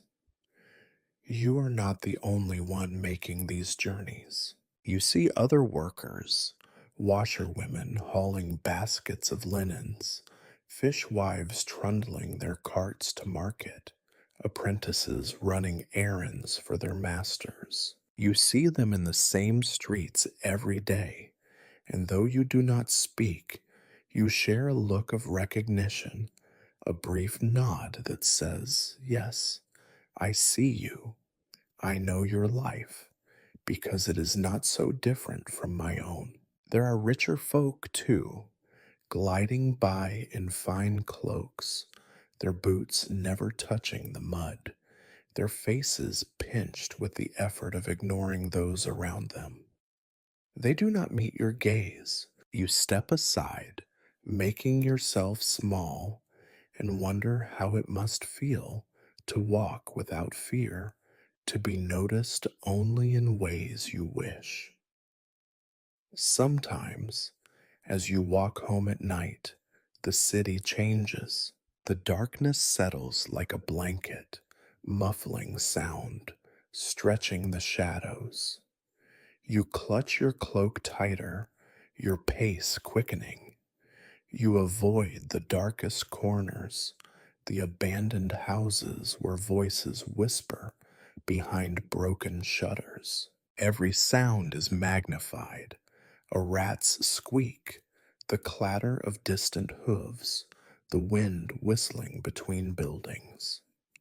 You wish you could disappear, that you could blend into the stones themselves and be safe until morning. You have learned through hard experience which parts of the city are most dangerous. The lanes behind the taverns, where men lie in wait for anyone foolish enough to wander alone. The alleys near the market, where the thieves gather after dusk. The shadowed stretch by the river, where bodies sometimes wash up, bloated and silent. You keep your head down, your steps light, your heart steady. But there are also moments of grace, tiny, shining moments that remind you not everything is ugly or cruel. A baker's daughter slipping you a broken roll of bread, a stray cat winding around your ankles, the pale sun breaking through clouds and warming your face. You treasure these moments, holding them close against the city's coldness. The city is not your enemy. Exactly. It is a beast you must learn to live with, to navigate and survive. It will not change for you, and you do not expect it to. But you have grown clever and cautious, and you find ways to move through it with as much dignity as you can muster. By the time you reach the bathhouse, your feet are numb, your clothes damp and dirty, your eyes stinging with fatigue. But you are still here. You have made it through another walk, another day. You hang up your cloak, shake the mud from your shoes, and step into the familiar heat and stink. In the end, the city is what you know. It is both prison and refuge, hardship and home. You would leave if you could, but you do not know where else to go. So you walk its streets each day, one tired foot in front of the other, hoping for nothing more than another day's safe passage, another night behind a closed door, another sunrise to light your way. In the dim half light of the bathhouse, you are never truly alone. There are always other women moving about, shadows among the steam, voices in the gloom, presences you sense even with your eyes closed. You know their faces better than your own reflection, for you see them more often than anyone else. You share with them your hours, your aches, your hunger, and your silence. At first, you are wary. The bathhouse is not a place where trust comes easily. Everyone has her secrets, her bruises, her pride tucked away beneath layers of fatigue. The older women, set in their routines, keep their eyes sharp and their words short. They have seen too many come and go, too many who could not last. They watch you work, measuring you with the cold judgment of survival, ready to step in if you falter, or worse, if you try to take their place. But over time, you begin to understand the rhythms of this uneasy community. You learn which girl will help you scrub the worst stains and which will conveniently vanish when the work is hardest. You know who is likely to sneak a sliver of soap or an extra crust of bread, who will trade a secret for a coin or a favor, who will lend you her needle and thread without asking why you need it. Some friendships are born not from affection, but from necessity, a silent alliance against the daily grind, a willingness to watch each other's backs when the mistress is in one of her black moods. There are rivalries too, quiet but sharp. A few of the women are fiercely protective of their regular clients or their preferred chores. A whispered insult, a missing towel, a harsh glance exchanged over a bucket of steaming water. These things can fester for days. You see girls snub one another, hoard the better tools, or complain to the mistress in hopes of gaining favor. Sometimes you are caught in the middle, drawn into quarrels that flare and die as quickly as they begin. The bathhouse is too small, too close for lasting enmity, but it is also too harsh for easy forgiveness. Despite all this, there are moments of unexpected gentleness. You remember the day you cut your hand on a broken slat, and an older woman, Magda, with her rough voice and sharp elbows, took you aside, washed your wound, and wrapped it in a scrap of linen.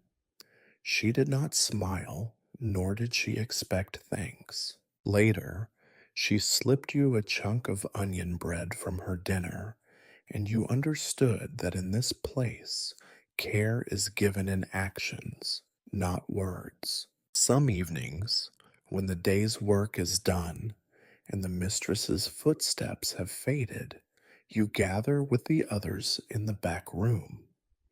You share a bit of stolen wine, a crust of bread, stories told in low voices. The stories are not all sad. There are jokes, too, and laughter, quick and sharp, as if afraid to linger, but real. For a few minutes, you forget your aches, your fears, and remember that you are still human. The younger girls cling together for comfort, whispering secrets and sharing combs and scraps of ribbon as if they are precious treasures. You see them grow up too quickly, their faces thinning, their eyes learning to look away from what they do not wish to see. Sometimes you envy their closeness, the way they seem to belong to one another, but you also pity them. You know how brief such innocence can be. Among the workers, there are hierarchies, mostly unspoken.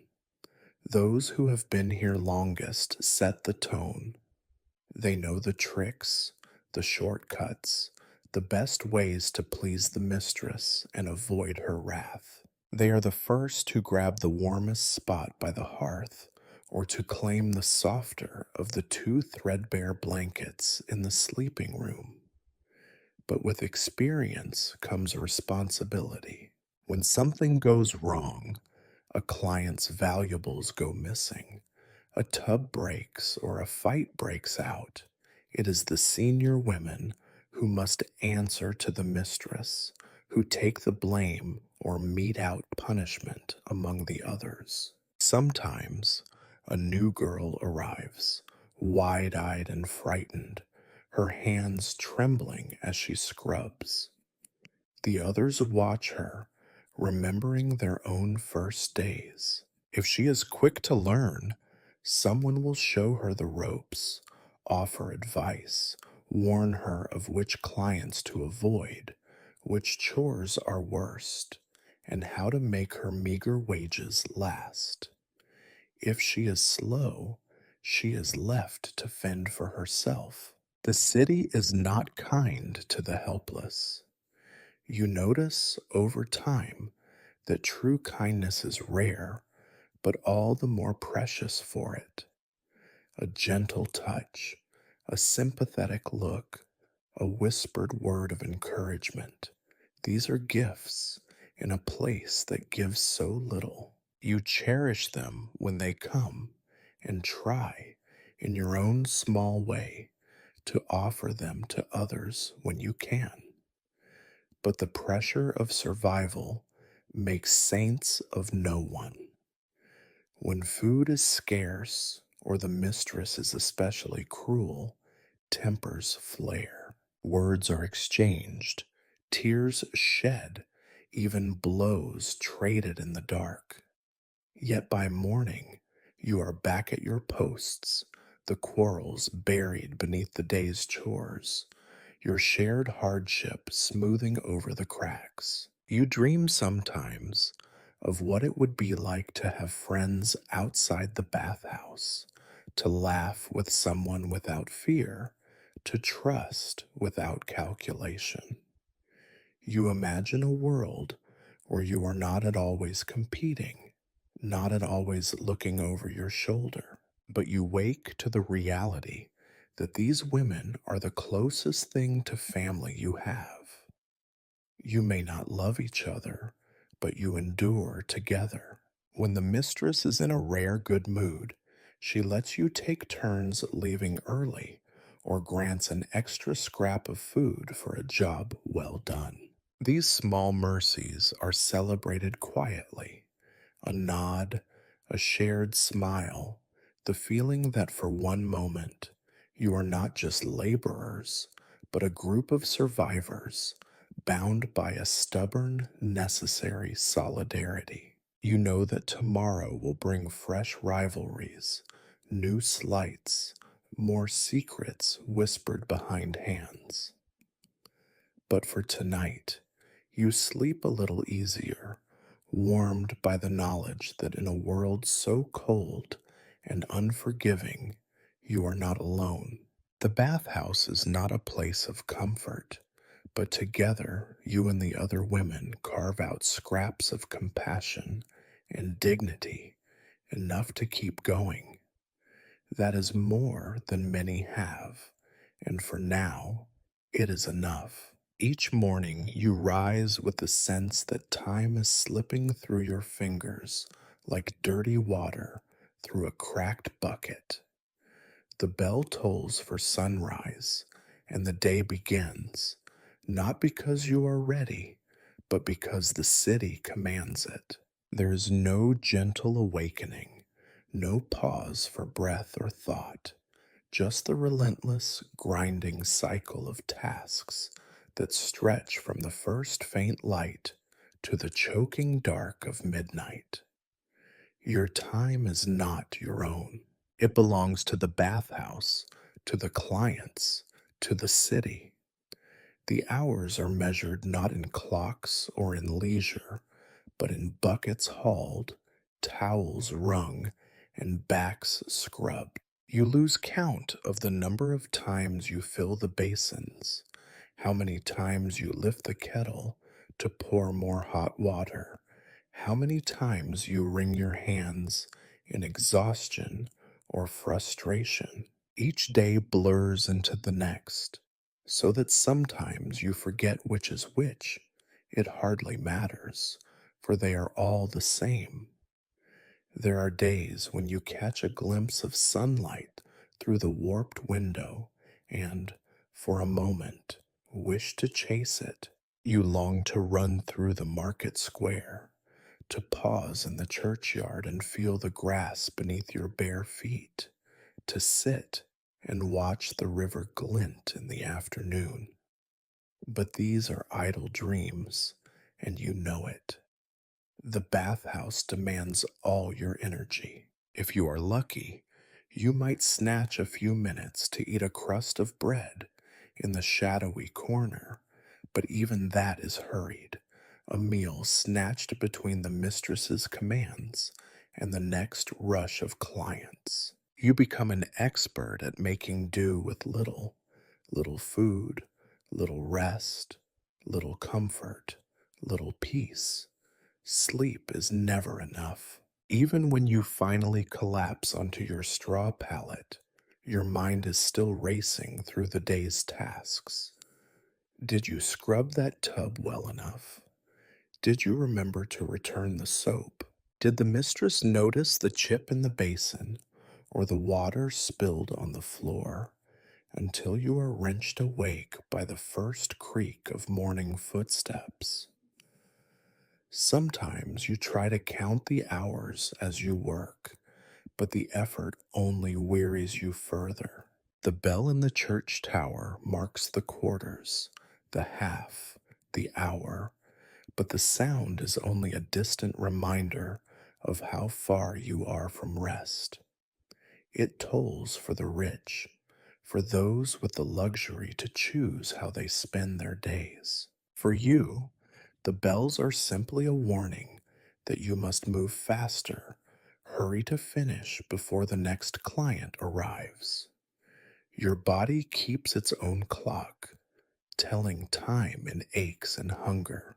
You know that it is midday when your legs begin to tremble with fatigue, late afternoon when your shoulders grow numb and your fingers fumble at the knots in the towels. Evening announces itself in the burning of your eyes, in the tightness of your jaw, in the way your thoughts grow muddled and slow.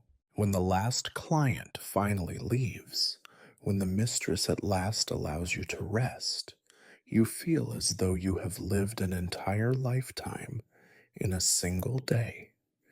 The absence of time for yourself eats at you, bit by bit. There is never enough for laughter, for thought, for even a moment's quiet. When you do steal a breath, it is filled with the stink of soap and sweat, the background drone of the city, the knowledge that it will all begin again soon.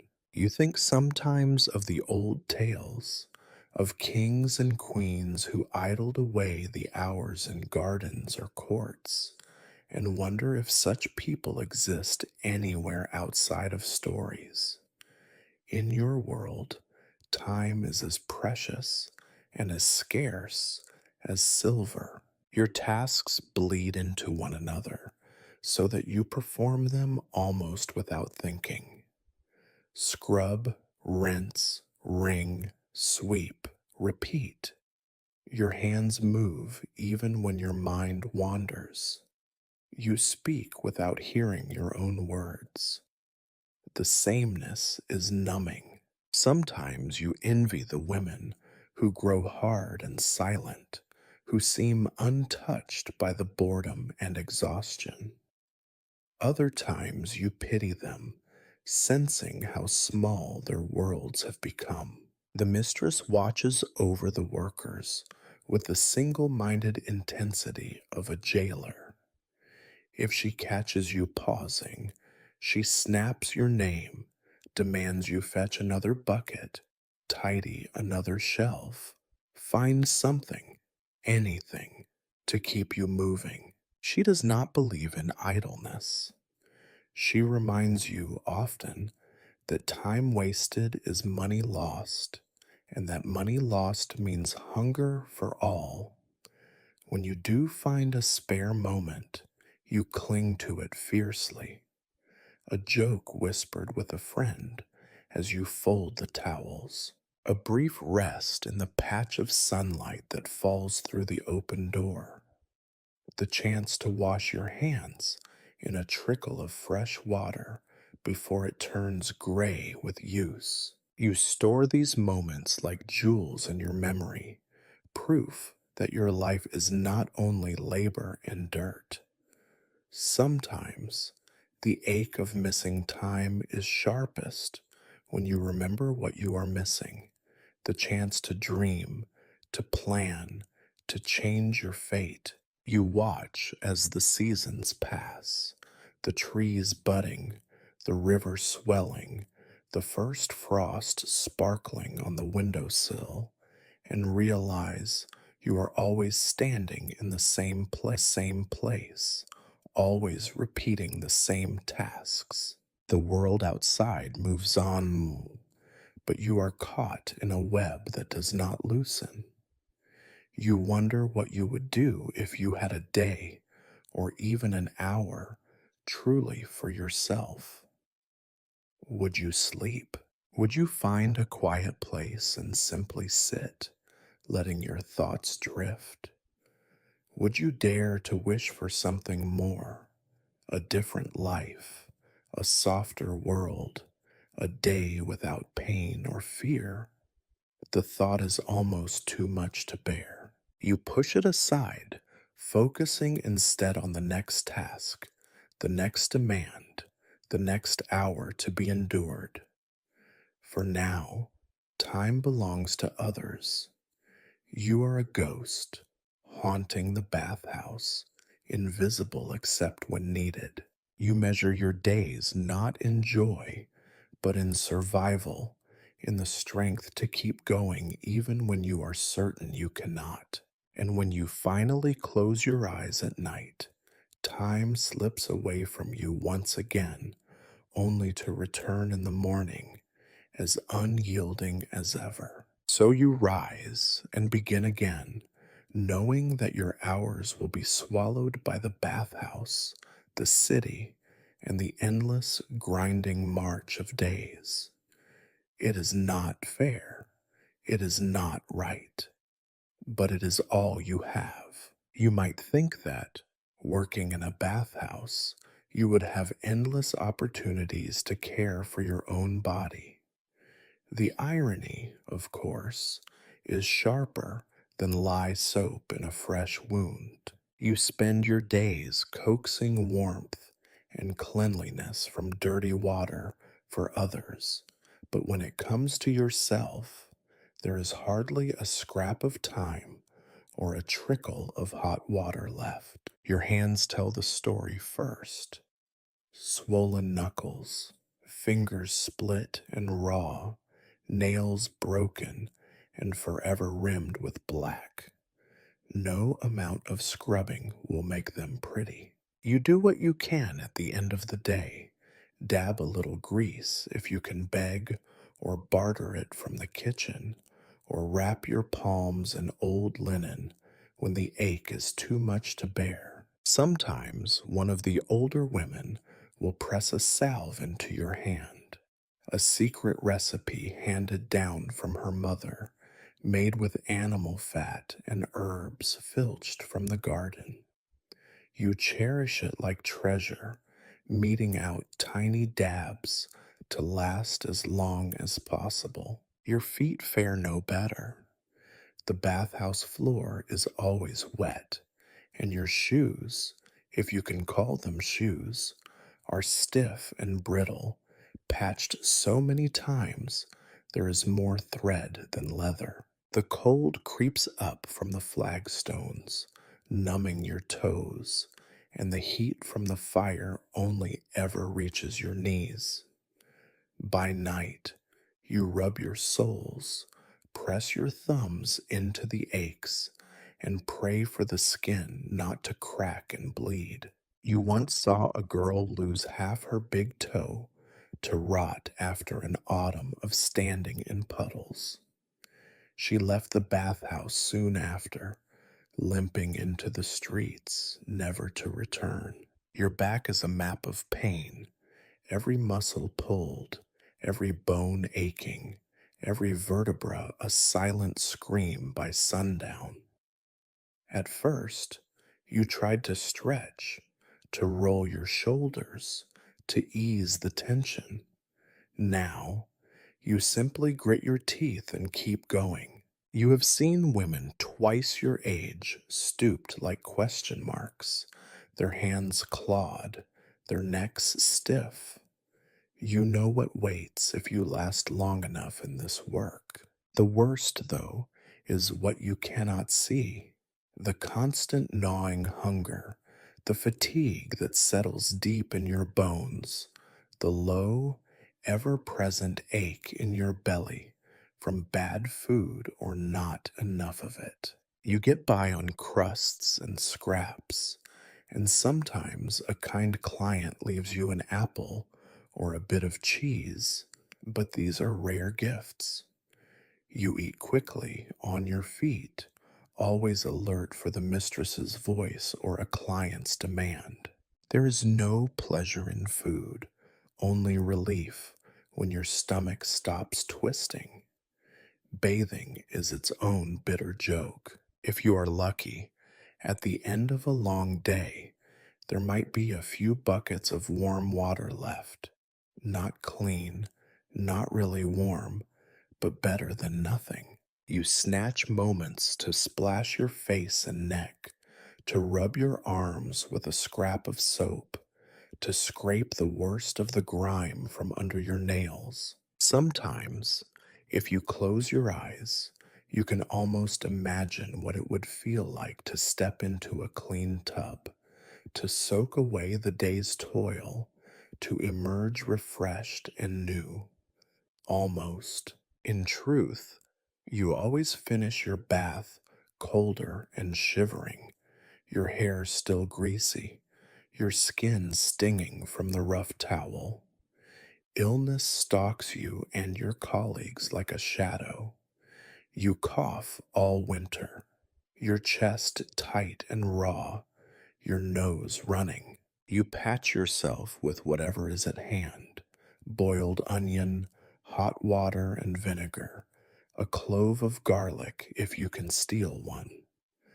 Old wives' cures are passed around in whispered advice. Sometimes they help, sometimes they do nothing at all. When fever comes, you hide it as best you can, terrified that the mistress will send you away to be someone else's problem. Sick girls are not kept long.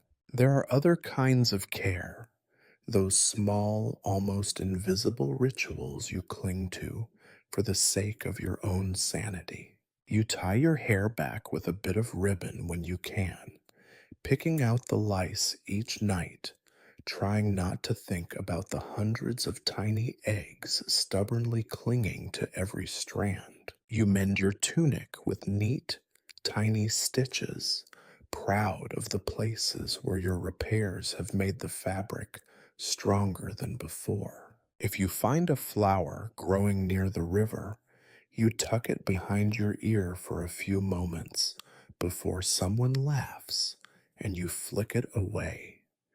You are not alone in these rituals.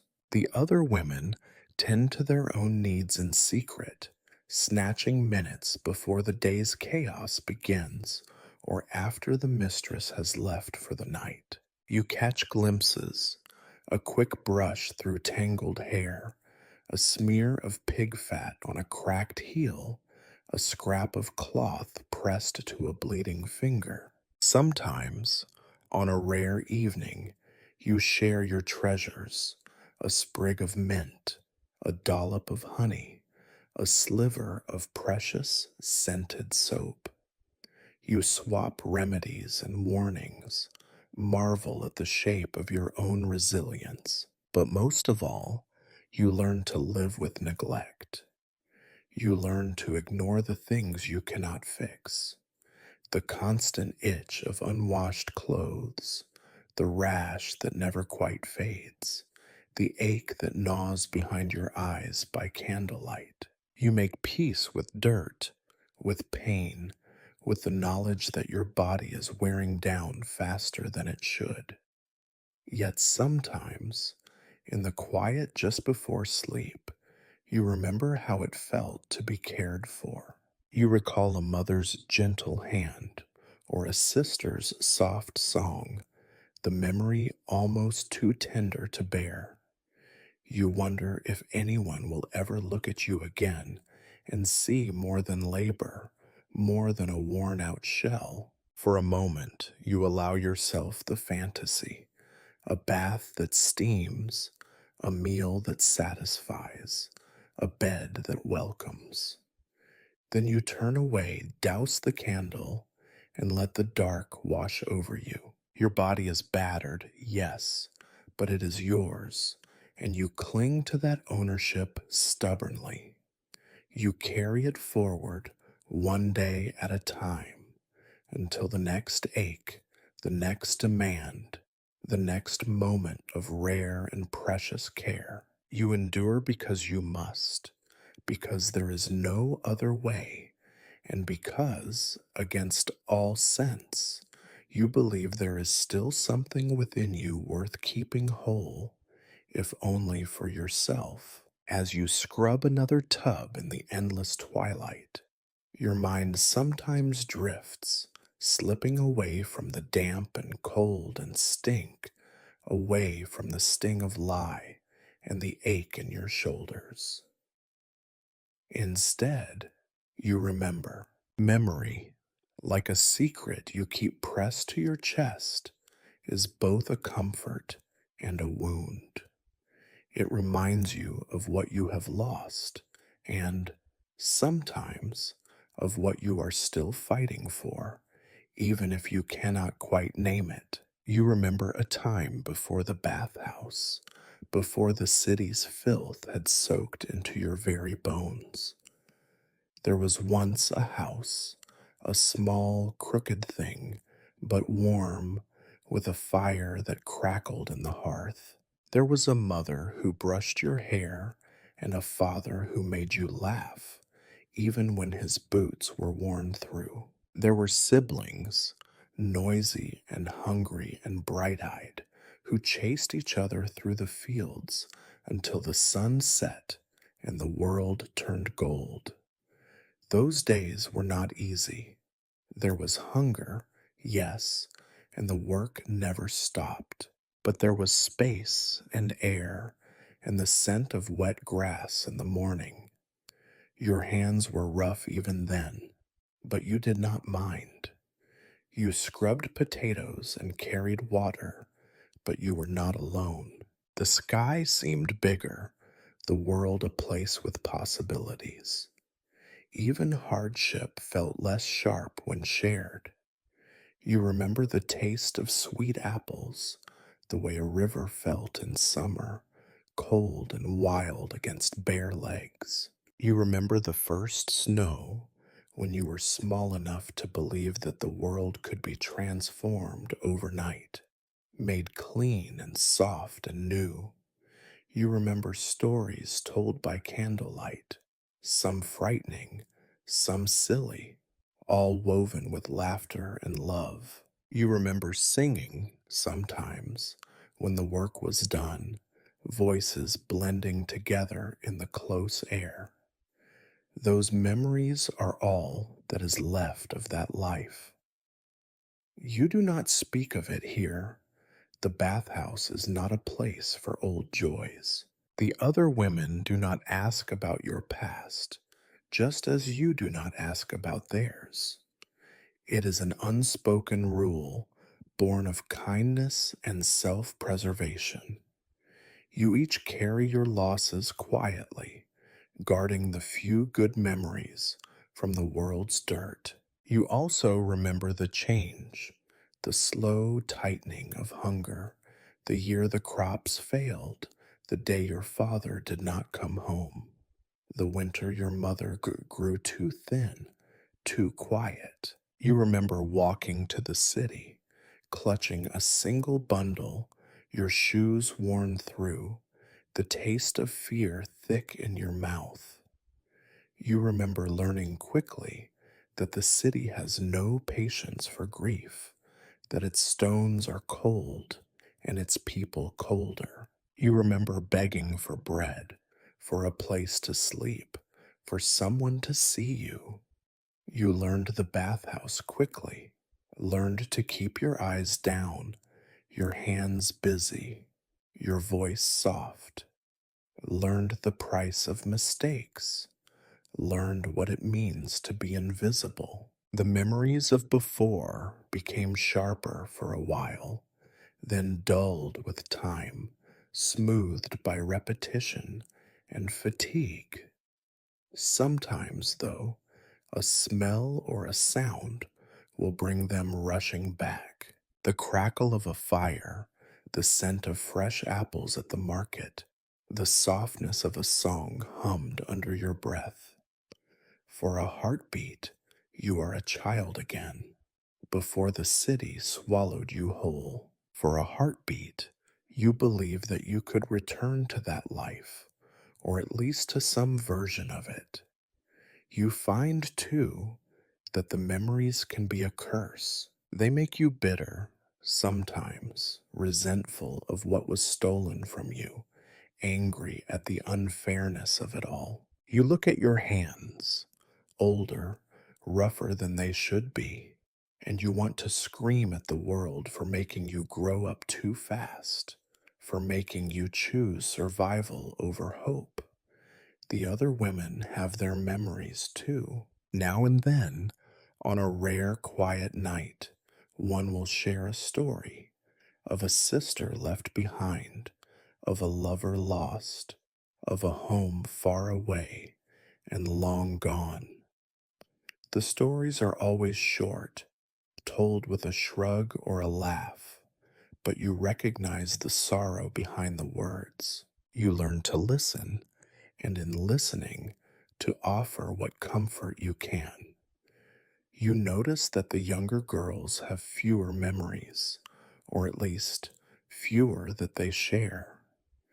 Their lives have always been the city, the bathhouse, the struggle for each day. You pity them, even as you envy their resilience, their ability to adapt, to forget.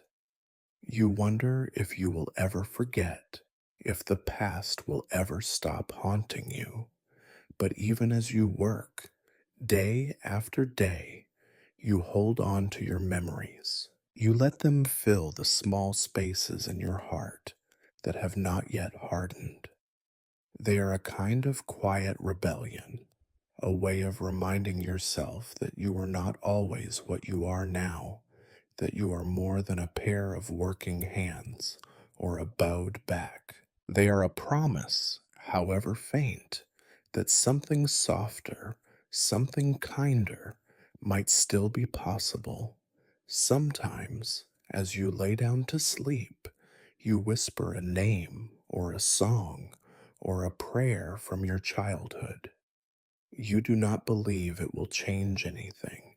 You do not believe the world is listening, but you do it anyway because it is what you have left. In the dark, in the quiet, in the brief moments before sleep or before the bell calls you back to work, you let yourself remember. You let yourself grieve. And then you rise, as always, and return to the bathhouse, your memories tucked away, silent companions on the long road through another day. You notice them everywhere, the lines that divide people, thick as the city's stone walls, sharp as a knife's edge. In the bathhouse, on the streets, even in the tone of a single voice or the cut of a cloak, social differences define every part of your world. You live on the wrong side of those lines. You know it in the way people look at you and in the way they avoid looking at you at all. The city is a theater of hierarchy, its citizens arranged by invisible hands into ranks so rigid you could not break them if you tried. The wealthy do not walk, They glide, shoes untouched by the filth of the street, eyes fixed above the heads of those who labor below. Their laughter floats across market squares and down bright, wide avenues you do not dare to tread. They smell of lavender, rosemary, and expensive wine. Their clothing is soft, dyed in colors you have only ever seen in the sky at dawn or dusk.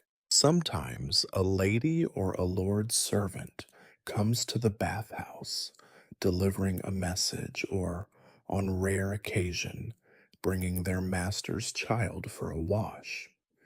These visitors do not step inside.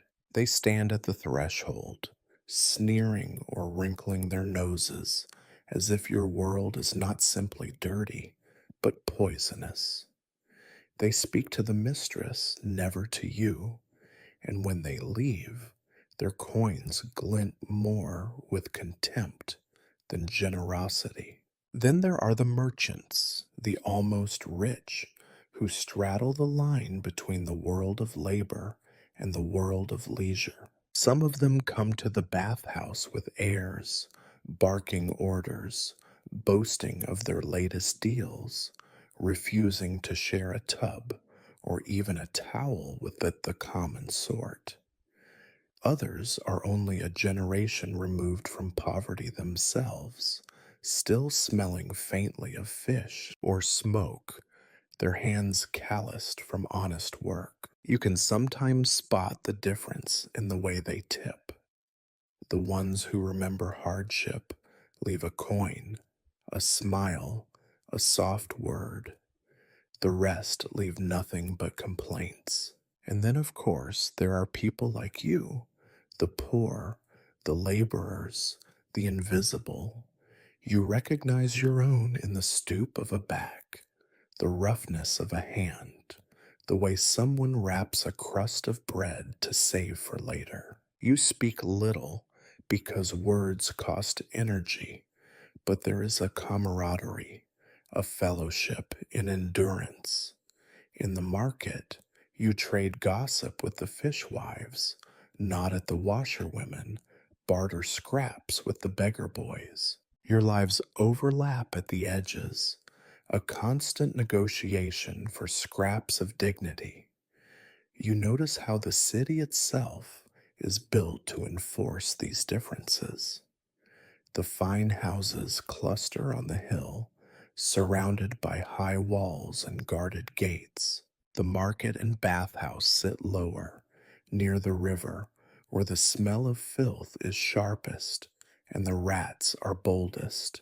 At the very bottom, in the shadow of the city walls, the poorest crowd together, pressing into alleys and cellars, surviving as best they can.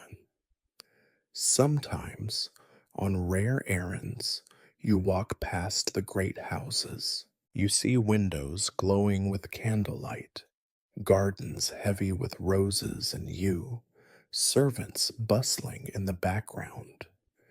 You catch a flash of silk or hear the music of laughter, and for a heartbeat, you feel the weight of what you do not have. It is not only money, but comfort, safety, the freedom to rest. It is the right to be idle, the right to be clean, the right to be heard. You see the children of the rich, plump and well dressed, trailing after their mothers with soft hands and softer voices. You think of the bathhouse girls, skinny, wary, their laughter edged with something wild. You think of your own childhood, and the difference stings. You know there are doors you will never enter, tables you will never sit at, names you will never be called. At times, the differences breed resentment. You listen to the complaints of the wealthy with clenched teeth. The water is too cold. The soap is too harsh. The towels are not clean enough. You want to shout, to point at your cracked hands, your threadbare clothes, your aching back to show them what true hardship is. But you swallow the words. Anger will not change the lines that bind you. Still, there are moments of unexpected grace. Once, a merchant's wife pressed a copper into your palm and whispered, "For your trouble, her eyes kind, her smile tired."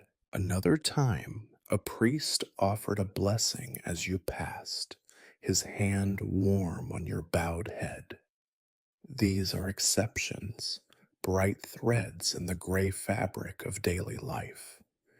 You also see the differences among the poor. There are those who scrape by with dignity, who share when they can, who band together in misfortune. There are others who steal, who cheat, who turn on each other for a scrap of bread or a pair of shoes. Need drives some people to cruelty, and you have learned to be careful even with those who seem like friends. In the bathhouse, social differences press in from every direction. The mistress rules over you all, wielding her authority like a cudgel, but even she bows and simpers when a wealthy client visits. The other workers jockey for her favor, sometimes betraying one another, sometimes offering small kindnesses when no one is watching. You learn to keep your head down, to measure your words, to survive by being neither too noticeable nor too invisible. At night, as you lie on your pallet and listen to the city's muffled noise, you think about the lines that keep you apart from the world above. You wonder if there is any way to cross them, if anyone ever has. You doubt it. The stories you hear of girls marrying rich men, of poor boys rising to greatness, seem like fairy tales, told to keep you quiet and hopeful. You do not resent the wealthy as much as you pity yourself and your kin. You know that you work harder than most, that you endure more pain, that your life is as valuable as anyone's, even if the world refuses to see it. Still, the differences shape you, narrow your dreams, teach you to accept what little you have, and not hope for too much more. But you do dream sometimes. You dream of a day when the lines might blur, when you might step through a door and find yourself welcomed, not as a servant or a worker, but as an equal. You do not know if that day will ever come. For now, you settle for survival and for the fierce, quiet pride that comes from enduring, even when the world seems determined to grind you down. The days pass, and you begin to feel as though you are walking through your own life with a leaden weight tied to every limb. Fatigue is not just a matter of tired muscles or a need for sleep. It is a heaviness that seeps into your very bones, a constant companion that rides on your back, whispering that you will never, ever be finished with the work. Your feet hurt before you even put them on the floor in the morning. Each toe aches with old blisters and new cracks. Your knees are stiff, your back bent and sore from hauling water, scrubbing, bending, lifting, sweeping, washing. No matter how many times you rub your hands at the end of a shift, the ache lingers. Your knuckles are swollen, your wrists protest every movement. In the cold, every joint burns. In the wet, the pain is sharp and stabbing. On some days, you wonder if your body will simply give out, fold itself into a heap and refuse to rise again. Yet rise you do every single morning. You must. There is no rest, no escape. Even sleep brings no relief.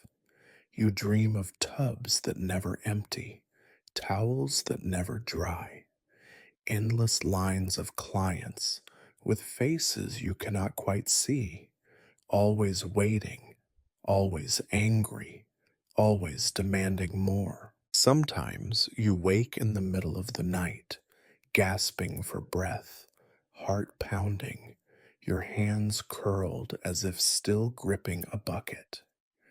The exhaustion is not only physical, there is a weariness in your spirit, a deep, grinding despair that comes from knowing there is no end to the cycle. Each day is like the last, a blur of chores, shouted orders, complaints, bruises, and hunger. You begin to wonder if you are becoming less a person and more a ghost, haunting the bathhouse, haunting your own life. You try to find small moments of respite, a quick smile shared with another worker, a bit of bread softer than usual, a shaft of sunlight falling through the warped glass. These moments help, but they do not last.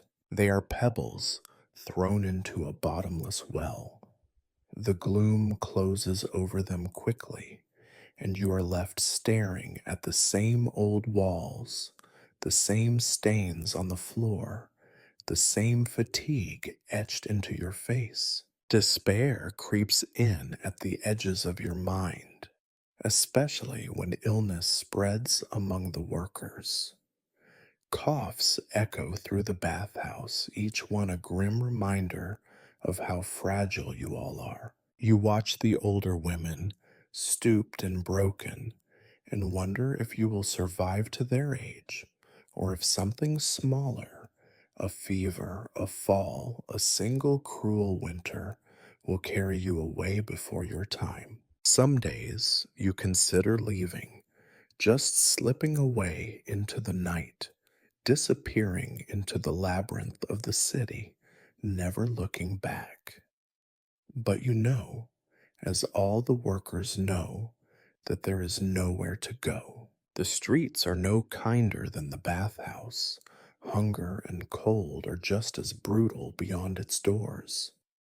Besides, even if you could walk away from the work, you cannot walk away from the part of yourself that has grown used to it. You would still wake at dawn, still count the coins, still look for tasks to fill the hours. You envy those who seem untouched by despair, the girls who joke and laugh, who talk of dreams and plans for the future. But even they, you know, carry the same weight. You see it in their eyes when they think no one is looking, in the way they clutch their meager possessions, in the long silences that fall between bursts of laughter. You are all tired, all worn thin by years of the same work, the same hunger, the same uncertainty. Sometimes you think about what might have been if you had been born into another life, a different family, a different city, a different world. Would you have had the chance to learn to read, to wear fine clothes, to rest when you were tired, to speak without fear?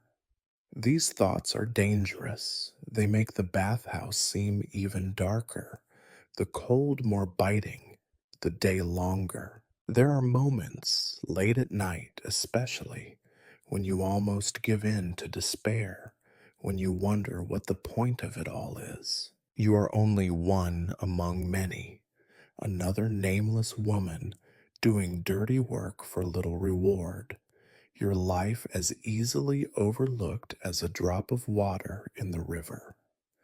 Who would miss you if you vanished? Would the city even notice? but you do not vanish. You get up and you keep going because the alternative is to give in completely, to let the darkness win. Even as you curse the endless labor, you cling to the stubborn, bitter pride that comes from survival. You endure, you persist. Some small, defiant part of you refuses to disappear. You hold on to the tiniest threads of hope, a memory, a joke, a quiet kindness, and carry them with you through the fatigue and the despair. Perhaps it is not enough. Perhaps it never will be. But you have seen what happens when someone lets go of even those scraps. Their eyes go flat, their movements slow. They drift through the day like shadows. You are not ready to become a shadow. Not yet. So you grit your teeth. You step back into the bathhouse, shoulders hunched, heart heavy, and face another day. The work is waiting.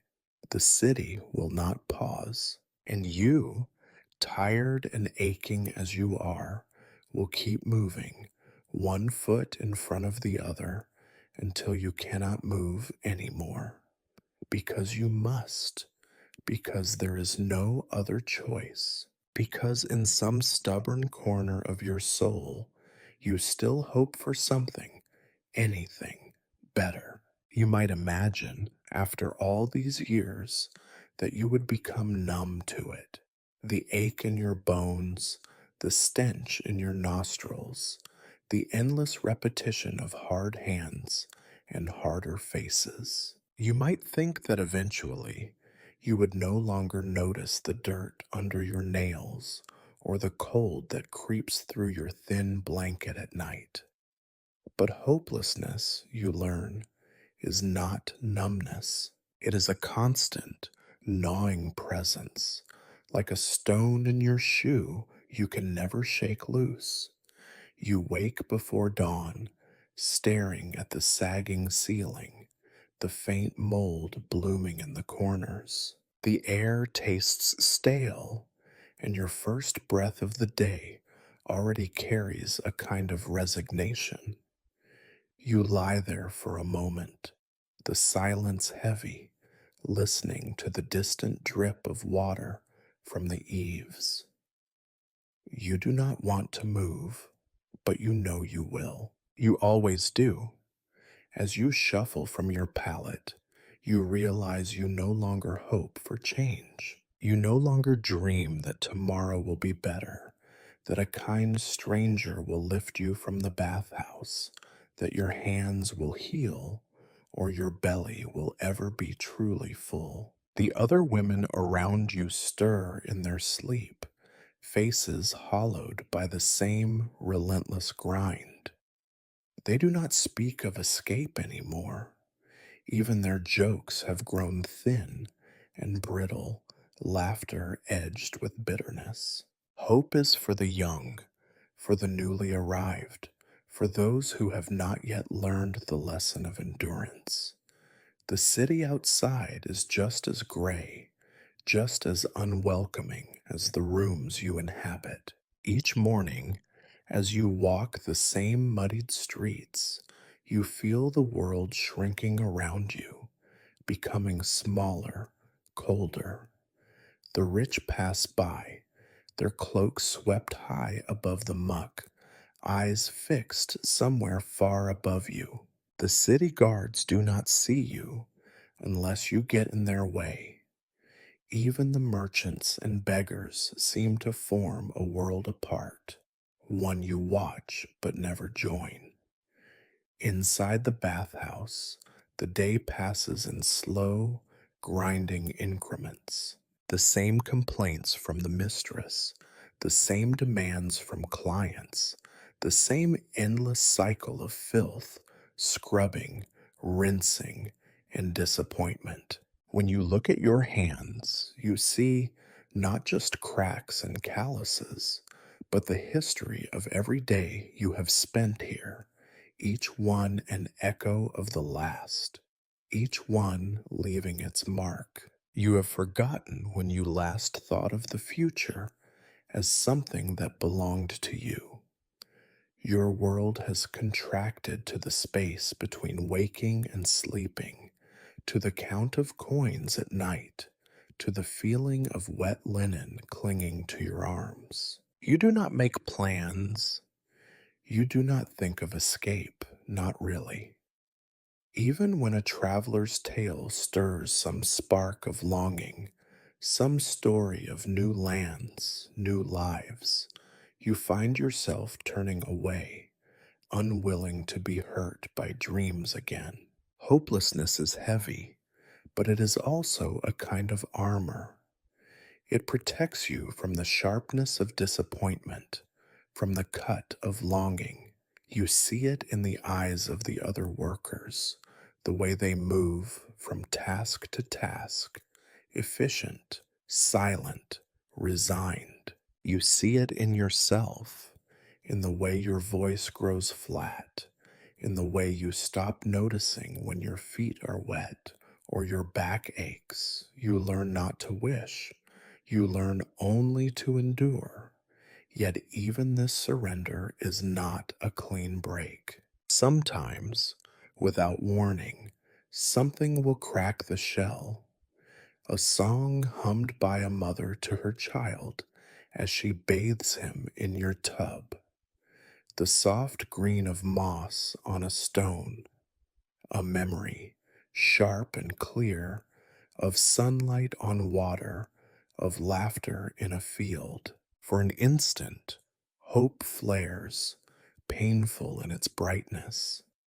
For an instant, you think, maybe, just maybe, and then it passes. You bury it deep before it can take root. You have known girls who could not bear the hopelessness, who raged against it until the rage consumed them.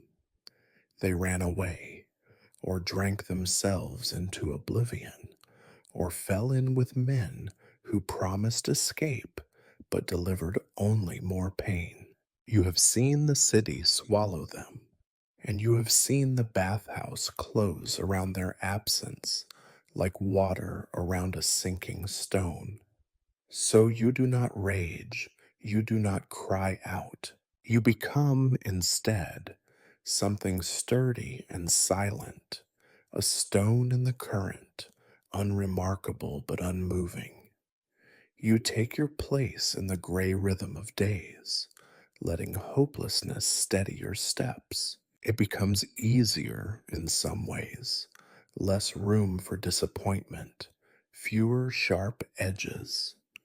You settle for what you have, and you count each day survived as a kind of victory, even if it is hollow. As evening falls, you sit by the embers of the fire, eyes heavy, hands folded in your lap. The voices of the other women are low and tired. Outside, the city darkens, but you do not look to the horizon. There is no promise of sunrise, no expectation that tomorrow will be different. There is only this moment and the knowledge that you have endured it. When you lie down at last, you let the darkness close in around you, soft and absolute. You do not pray. You do not dream. You simply wait for sleep, and then for the next day, and the next, and the next. Hopelessness, you realize, is not an ending, but a kind of living, dull, steady, unstoppable. It is not what you would have chosen, but it is what you have. And for now, it is enough.